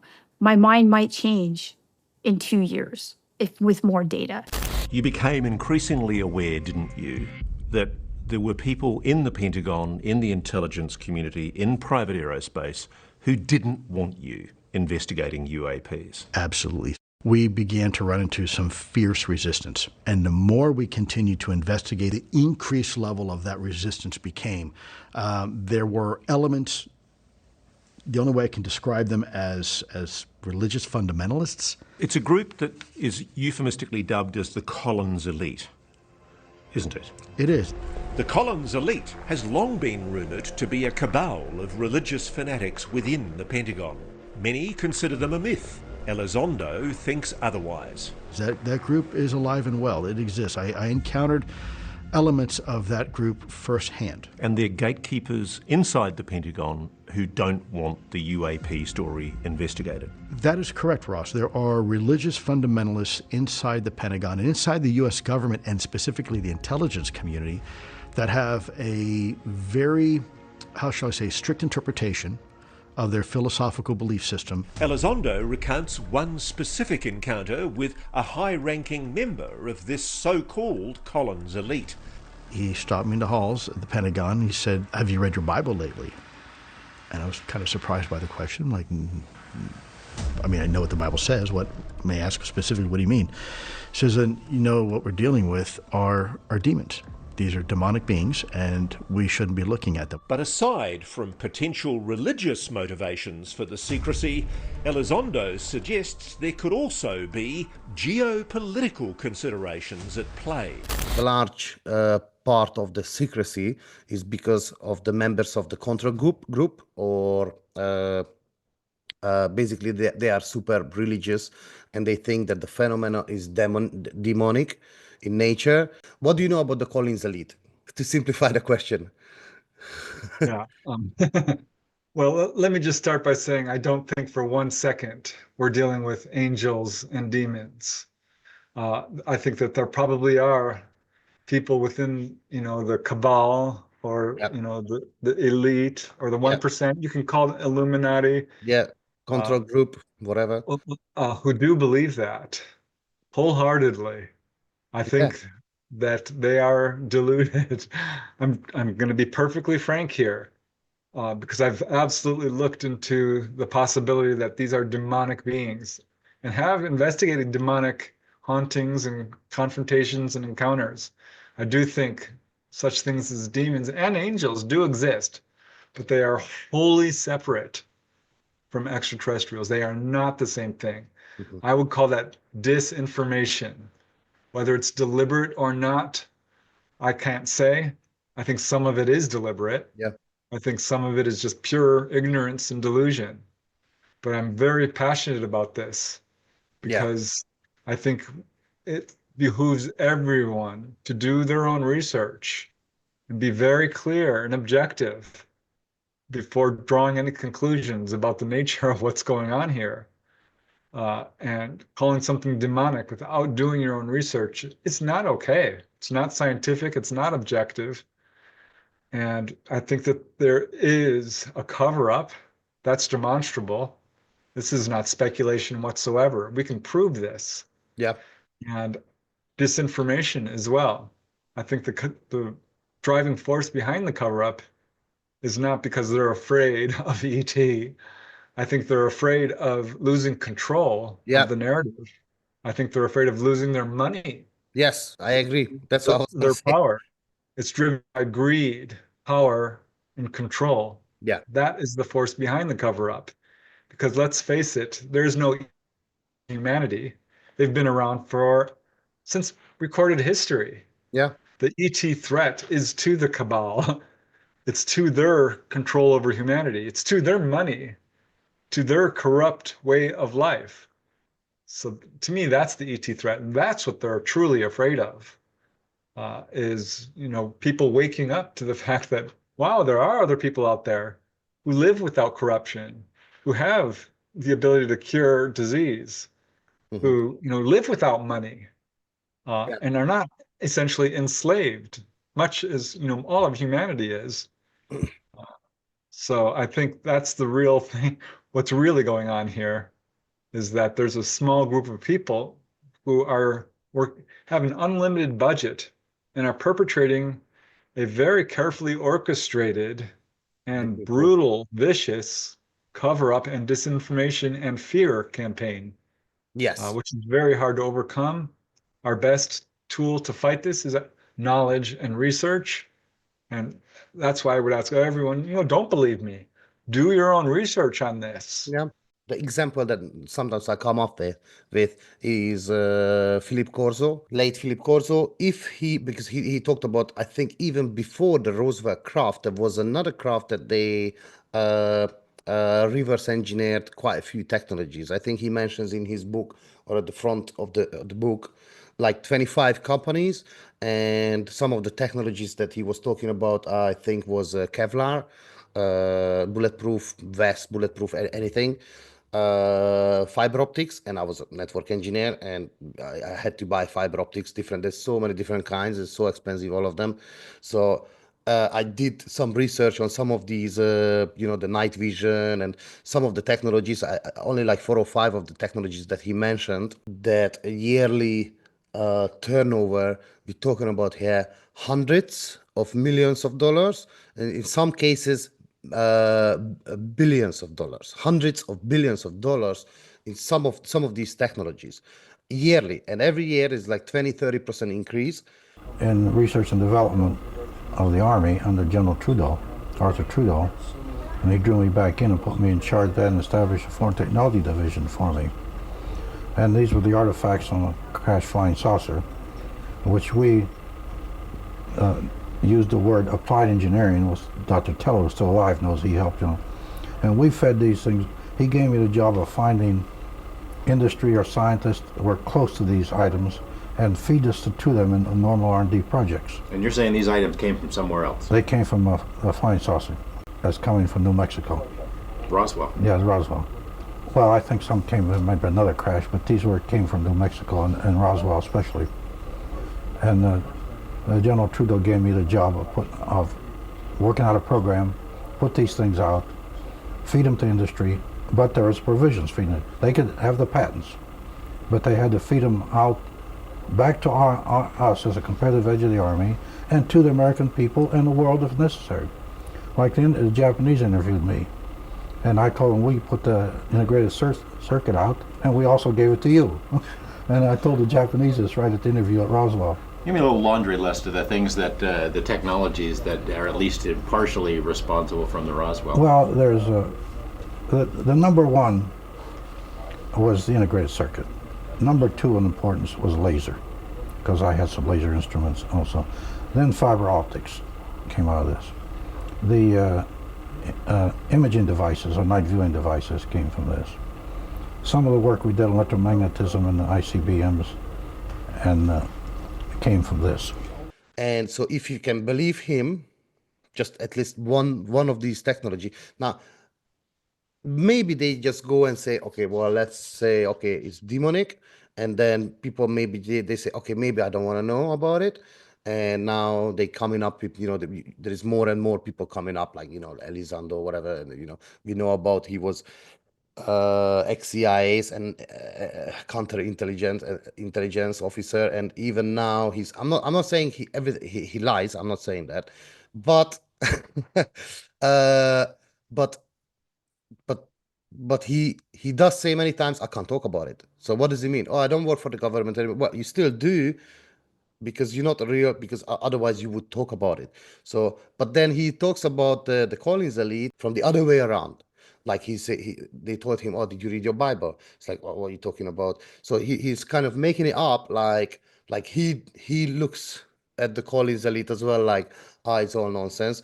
But the fact that he's talking about it, and millions of, and he's in CNN, and we know from the 50s or 60s that the CNN was controlled by the CIA. I don't know if he's still, but probably is. Anyways, Louis Elizondo is in CNN. Probably you haven't been to CNN. Most of us, well, not me, but most UFO researchers just can't make it to CNN. But he is. My mind is just going around. But yes, I agree with you. It's probably more about greed and money than this demonic nature. I agree with you. So thank you very much for your insight. My next question would be, the Hungarian government is dead silent about the phenomenon. And so we don't see any disclosure here for a while. But in the US, there seems to be a slow drip of UAP information. Do you think we are heading toward real disclosure, or this is still just a controlled and limited by design? Yeah, I think it's controlled and limited by design. I do. You know, I think disclosure is inevitable for one reason only, because the UFO phenomena is real. These experiences are happening. It is the truth.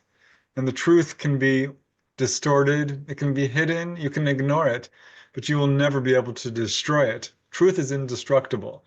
And sooner or later, it's going to come out. I don't think our government, the US, will ever willingly, fully disclose. I don't think they'll ever be fully truthful and transparent with this subject. However, I do think we've reached a point where there is so much evidence, so many people who've had experiences, so many whistleblowers, that to not disclose would make them look stupid, irrelevant, uneducated, liars. I think we're at that point. So they're basically being forced to disclose to maintain control of the narrative, to steer the narrative in the direction they would like to do it. So disclosure is being forced, whether they like it or not. They have to participate. I think that's the point we're at. So they're panicking and scrambling and doing their best to maintain the cover-up, which is crumbling fast. It cannot, can't be maintained forever. So I think sooner or later it will happen. I doubt it will be the US to disclose, because they are very controlling on this phenomena. I'd be much more likely to think perhaps Mexico or Chile or Brazil, or I don't know. The main countries, China, US, Russia, England, France, I don't think any of them will ever disclose fully. I expect it will be as tightly controlled as possible until an event happens where it absolutely cannot be hidden anymore. So I don't know. We'll see how this all rolls out. But the fact is, our governments have lied from the beginning. Yeah, there's so many documents. So why would I ever believe them? And at this point, why do I even care? I don't really need them to know that this is a real subject. Yeah, but you are from US, right? You are American. Yes. So I'm Hungarian, and I still would say that US is much more ahead of disclosure, because in Hungary, like I said, it's dead silence. There's nothing. There's nothing. Like in the US, at least, there are whistleblowers coming forward one way or another. Ex-NROs like David Grush, or ex-Admiral Tim, I forgot his name. Yeah. For example, yes, so from the Navy, even Elizondo, ex-CIA. So there are even from different parts of the government, people, they do come up. There are hearings. There are more and more now. What's this new disclosure act, whatever, I don't know what it's called. There's a new something they came up with. I think Anna Paulina Luna, they came up with this new group that they just hired David Grush. New task force, Congresswoman Luna, for her remarks. Thank you, Chairman Comer. It is with profound honor that I have been entrusted by Speaker Mike Johnson and Chairman James Comer to lead the House Oversight Task Force on Declassification of Federal Secrets. Together with the help of the White House, our intelligence allies, the Department of Defense, the Department of Justice, we will be conducting investigations into the following: the assassinations of JFK, RFK, and Dr. Martin Luther King, unidentified aerial phenomena, also known as UAPs, unidentified submerged objects, also known as USOs, the Epstein client list, the origins of COVID-19, and the 9/11 files.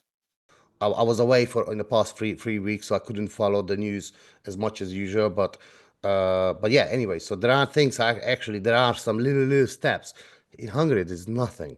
Like I'm telling you, I always search for something, and it's like it comes up with some, I don't know, like a 2-year-old newspaper, or 2-year-old, sometimes yeah, like 8-year-old newspaper, some clippings. So there's nothing here. So anyway, so I think US is still good, although we agree that yeah, it's a controlled disclosure. And by the CIA's own admission, at least 25 organizations and 400 journalists were CIA assets during this time. The CIA had a healthy working relationship with many media outlets in the US, like the Associated Press, Time, and Newsweek. But the CIA's favorite media outlets were by far the New York Times and CBS.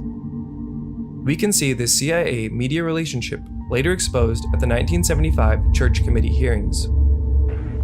Do you have any people being paid by the CIA who are contributing to a major circulation American journal? We do have people who submit pieces to two American journals. Do you have any people paid by the CIA who are working for television networks? This, I think, gets into the kind of getting into the details, Mr. Chairman, that I'd like to get into in executive session. Have any people being paid by the CIA who are contributing to the national news services, AP and UPI? Well, again, I think we're getting into the kind of detail, Mr. Chairman, that I'd prefer to handle in executive session. All right, let's see what else I have here. So, all right, so in terms of information suppression, according to your research, what's your take on the MIB, aka Men in Black? Are they all Air Force, CIA, or NSA, special agents, or perhaps part of the phenomena? Yeah, this is a little confusing to me because there appear to be two different things going on here. There's Men in Black who are government agents. Yeah, definitely. From the intelligence agencies, as near as I can tell, or partly perhaps the military-industrial complex, because they don't generally identify themselves as NSA or CIA or along these lines, but will come to a person's house and threaten them, take away UFO evidence, tell them not to talk about these subjects, take away any artifacts they might have luckily received, or all the evidence.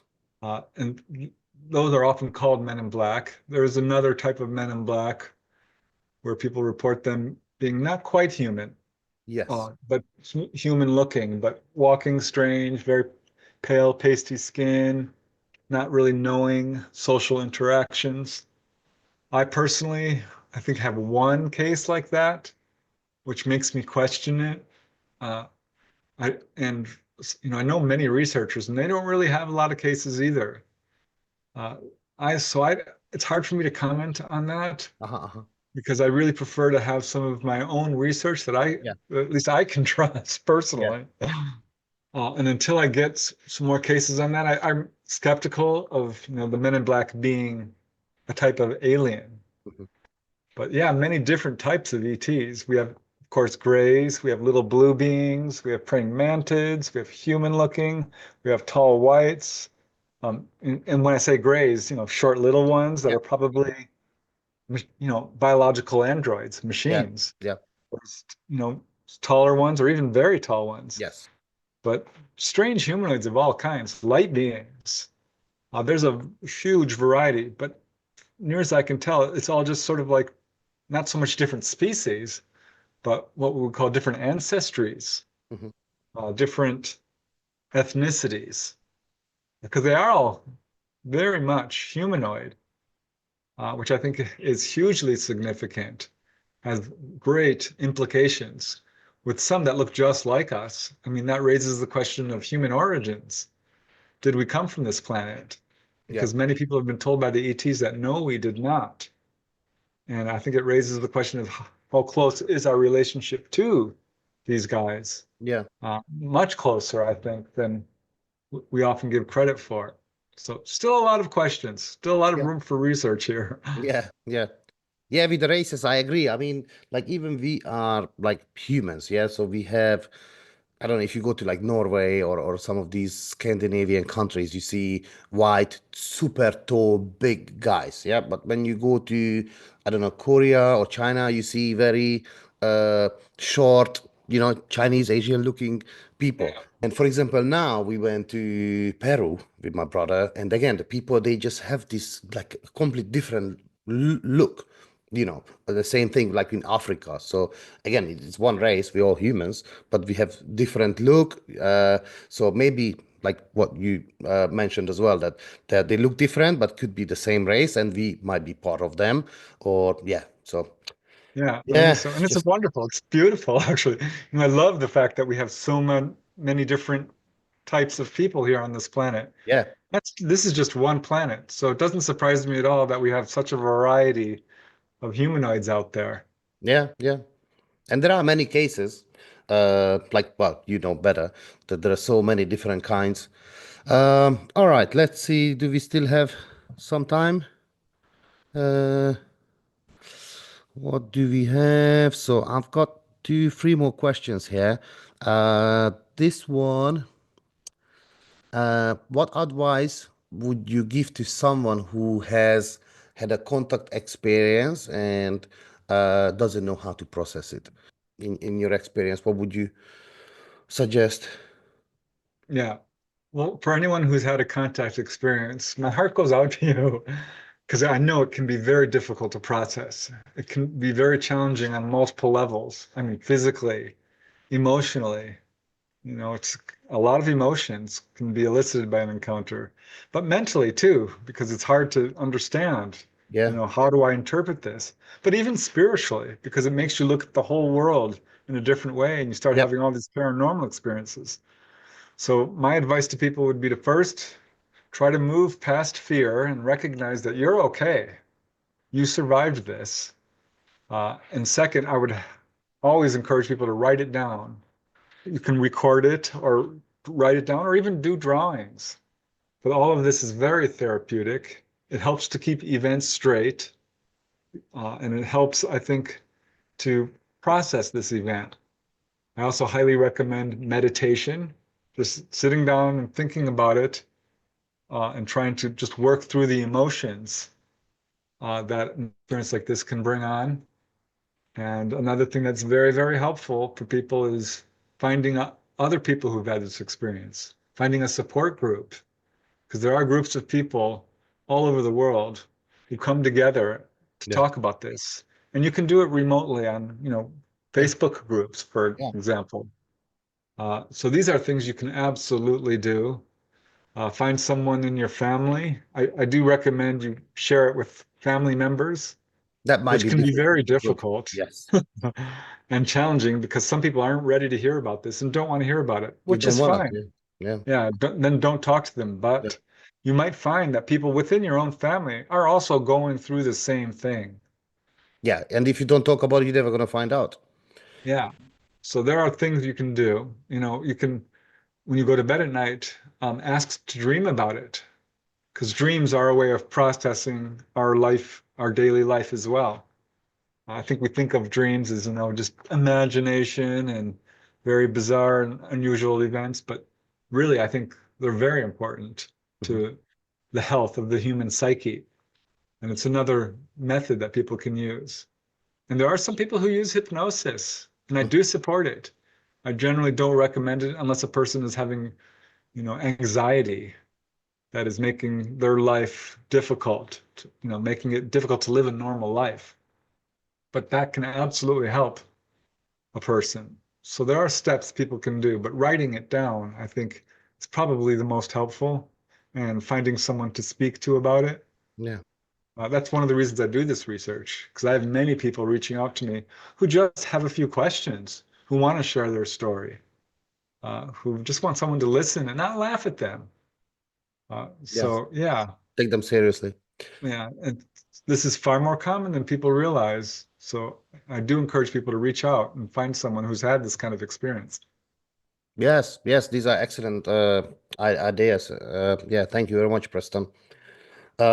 Yes, I'm pretty sure that there are at least one person who's going to watch this and is going to say that thank you to you, or thanks to you, because it's great. Because yeah, sorry, I'm just going to say it now before to the next question, that there are some UFO researchers out there who is like completely nuts and bolts. They don't mention about no abduction. What are you talking about? They just, you know, nuts and bolts, and they don't want to touch this topic. Like I'm not gonna say names, but you know, you probably know much more. You know, probably much more of those UFO researchers, that they only do crafts, like, you know, the whole government kind of cover up is like, yeah, these trips are it's pretty much all about just crafts as well. They don't really get into beings. Well, anyways, all right, yeah, that's very good insight, Preston. Thank you very much. Let's see. So next question here. So what are you currently working on, and how can people reach out to you? Yeah, thank you, Sabi. I'm always working on new books. I'm working on a sequel now to one of my favorite books that I've written, Symmetry, a true UFO adventure, all about one person's lifelong contacts. So writing a sequel to that. I'm working on a book about out-of-body experiences, always working on, you know, a number of books and articles and things like that. Five, yeah. Also, yeah, Five of yours. I do have a YouTube channel that keeps me quite busy, where I'm putting out my research and really trying to, you know, put out valid, vetted information on this subject that isn't fear-based, that isn't pushing a narrative, and is really facts-only reporting, to give people, you know, a resource where they can go to. I have my own podcast, which I do each Monday evening from 8 to 10 p.m. Eastern, with Dolly Saf. Yeah. That's called The Light Gate. So that keeps me pretty busy as well. Yeah, in Hungarian time, let me just, so for the Hungarian audience, I think is how many hours difference we had now? You had 1 p.m. when I had 7 p.m. So the 6 hours difference. So when you say 8 o'clock, it actually starts, yeah, that's not good. It starts at night, yeah. like 2 a.m. 2 a.m. Yeah. Yeah. So probably people are not going to watch you too many times live, but probably next day. But yes, so yeah, carry on. Yeah, well, those are my main projects right now, but you can find I have a website as well. If you just punch my name in on the internet, it should take you there. My books are on Amazon and other online retailers. This is a subject I take very seriously. So I really appreciate you giving me the opportunity to talk about this, because I think it's really important, and that all humanity deserves to know the truth, Yeah. that we are not alone, that we are being visited, and there are people out there who are very, very advanced. Yeah. And I think it gives us hope to, to help progress beyond the state we're in now, which is so much corruption and so much hate and division and war. We don't need to live this way. So that's one of the reasons I really do this research, that and because so many people are having this experience. So it's, a very important subject. Yeah, I think it's one of the, I think it's the within the five most important things for humanity is that are we alone or not? What happens after we die, and where we come from? And these three things, I think the five most important. I know that, like, I do talk about sometimes that, yes, for you it's the most important is your child. I understand. For you is your car. For you is your video game. But for humanity, I think within the five most important questions, these three are there, and they are all connected to the phenomena, one way or another. So, and I just don't understand some of those people that they say, "Oh, I don't care what happens after we die." It's like, why wouldn't you care? Or, "Oh, I don't care about ETs," or it's like, okay, fine. I just don't get it. But anyways, but yes, I completely agree with you. I think I still have one last question. Do I? Yeah, I think pretty much that's it. What I was gonna say is that, because I know that you uh, uh, talk about, some of these, like, mention a city, and then you're gonna find the UFO case. Are you ready for a lot of hungry and crazy uh, city names and villages? And because people might just gonna go and say, okay, I live in this small village, like 2,000 people live there, find the UFO case. Maybe it's gonna be very difficult. Yeah, it is, as an American, it is much more difficult for me to find cases outside the US, but I'm doing really well. Someone has yet to provide a location that I haven't found at least one case on. So yeah, bring it on. I will certainly do my best, because, as I said, this is something that is absolutely worldwide. It always makes me, wonder, or kind of even laugh a little bit when people say, "Oh, why is it only the US?" It's not. The truth is, it's absolutely not. Yep. And I can prove this. Yeah, name a town, and I will do my very best. I do have a list of 800, 900 locations that I'm working my way down. So I would ask people to be very patient, but please, do provide a location, and I will do my very best, because I've been 100% successful so far. UFOs are seen everywhere. They truly are. Quick question on this, on in terms of research. What are your tools? Like, let's say, you're looking for a case in, I don't know, LA, Los Angeles, whatever. That the thousands probably there. But what are the tools that you go through? So first you go to this website or this archive, or can you tell me a few of these, please? Yeah, I'll use every tool available. As you may see behind me, I have many, many books. I have a room filled with journals and magazines and newspaper articles. Okay. I subscribe to a number of UFO news clipping services, which have proved to be very helpful. Which one, for example? The UFONs, it's called, the UFO news clipping service. It's no longer active, but I've got decades of that. There are large UFO databases all over the world, which have proved very helpful. I know a few, but carry on.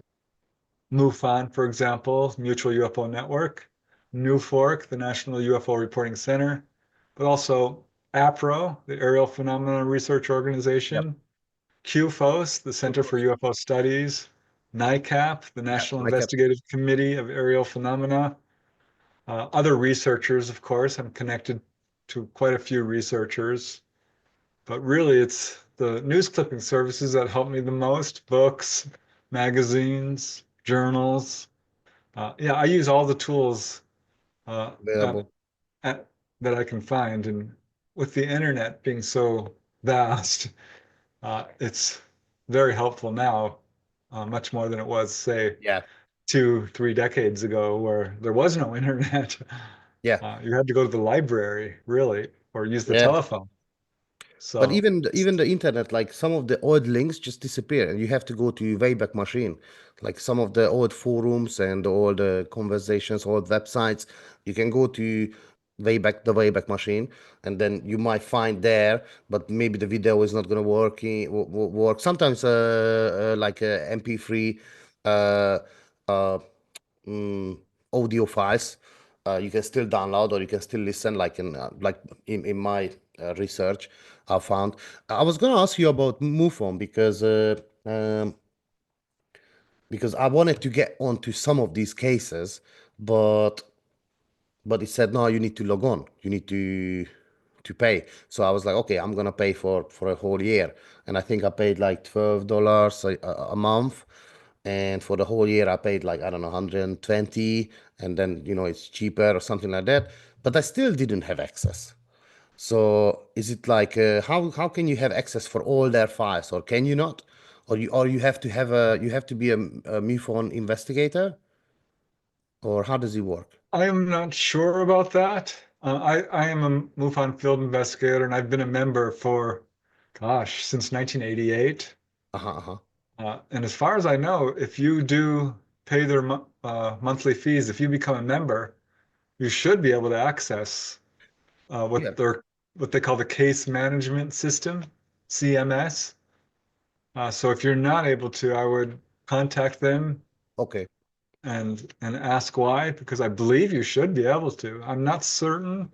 It's possible that they would request that you become a field investigator, but I don't think so. Yeah, because some of your links, I went on, and there is definitely a link, but then it says, oh no, you need a registry required or something like that. So I said, okay, yeah, anyways, and I even paid for a whole year.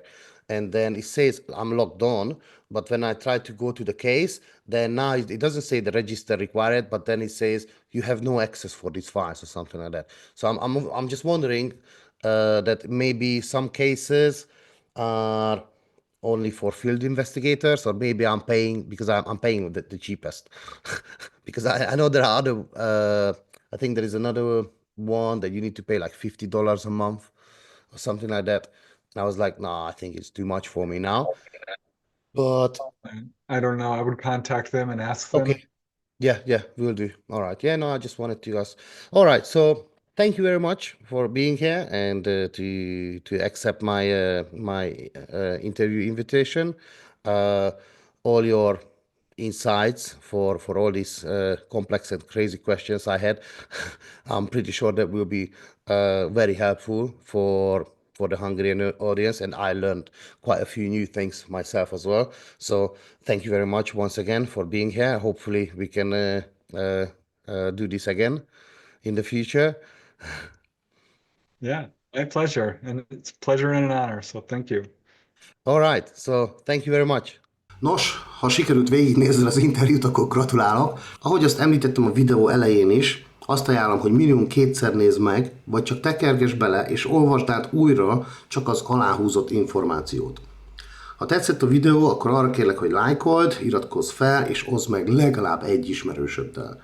Valamint, ha szeretnél hasonló kaliberű interjúkat nézni a közeljövőben, akkor írd meg kommentben, hogy kikkel szeretnéd, hogy felvegyem a kapcsolatot, valamint, hogy milyen kérdéseket tettél volna fel még Prestonnak, vagy milyen témákat lenne érdemes kiboncolni, akár más ismert UFO kutatókkal.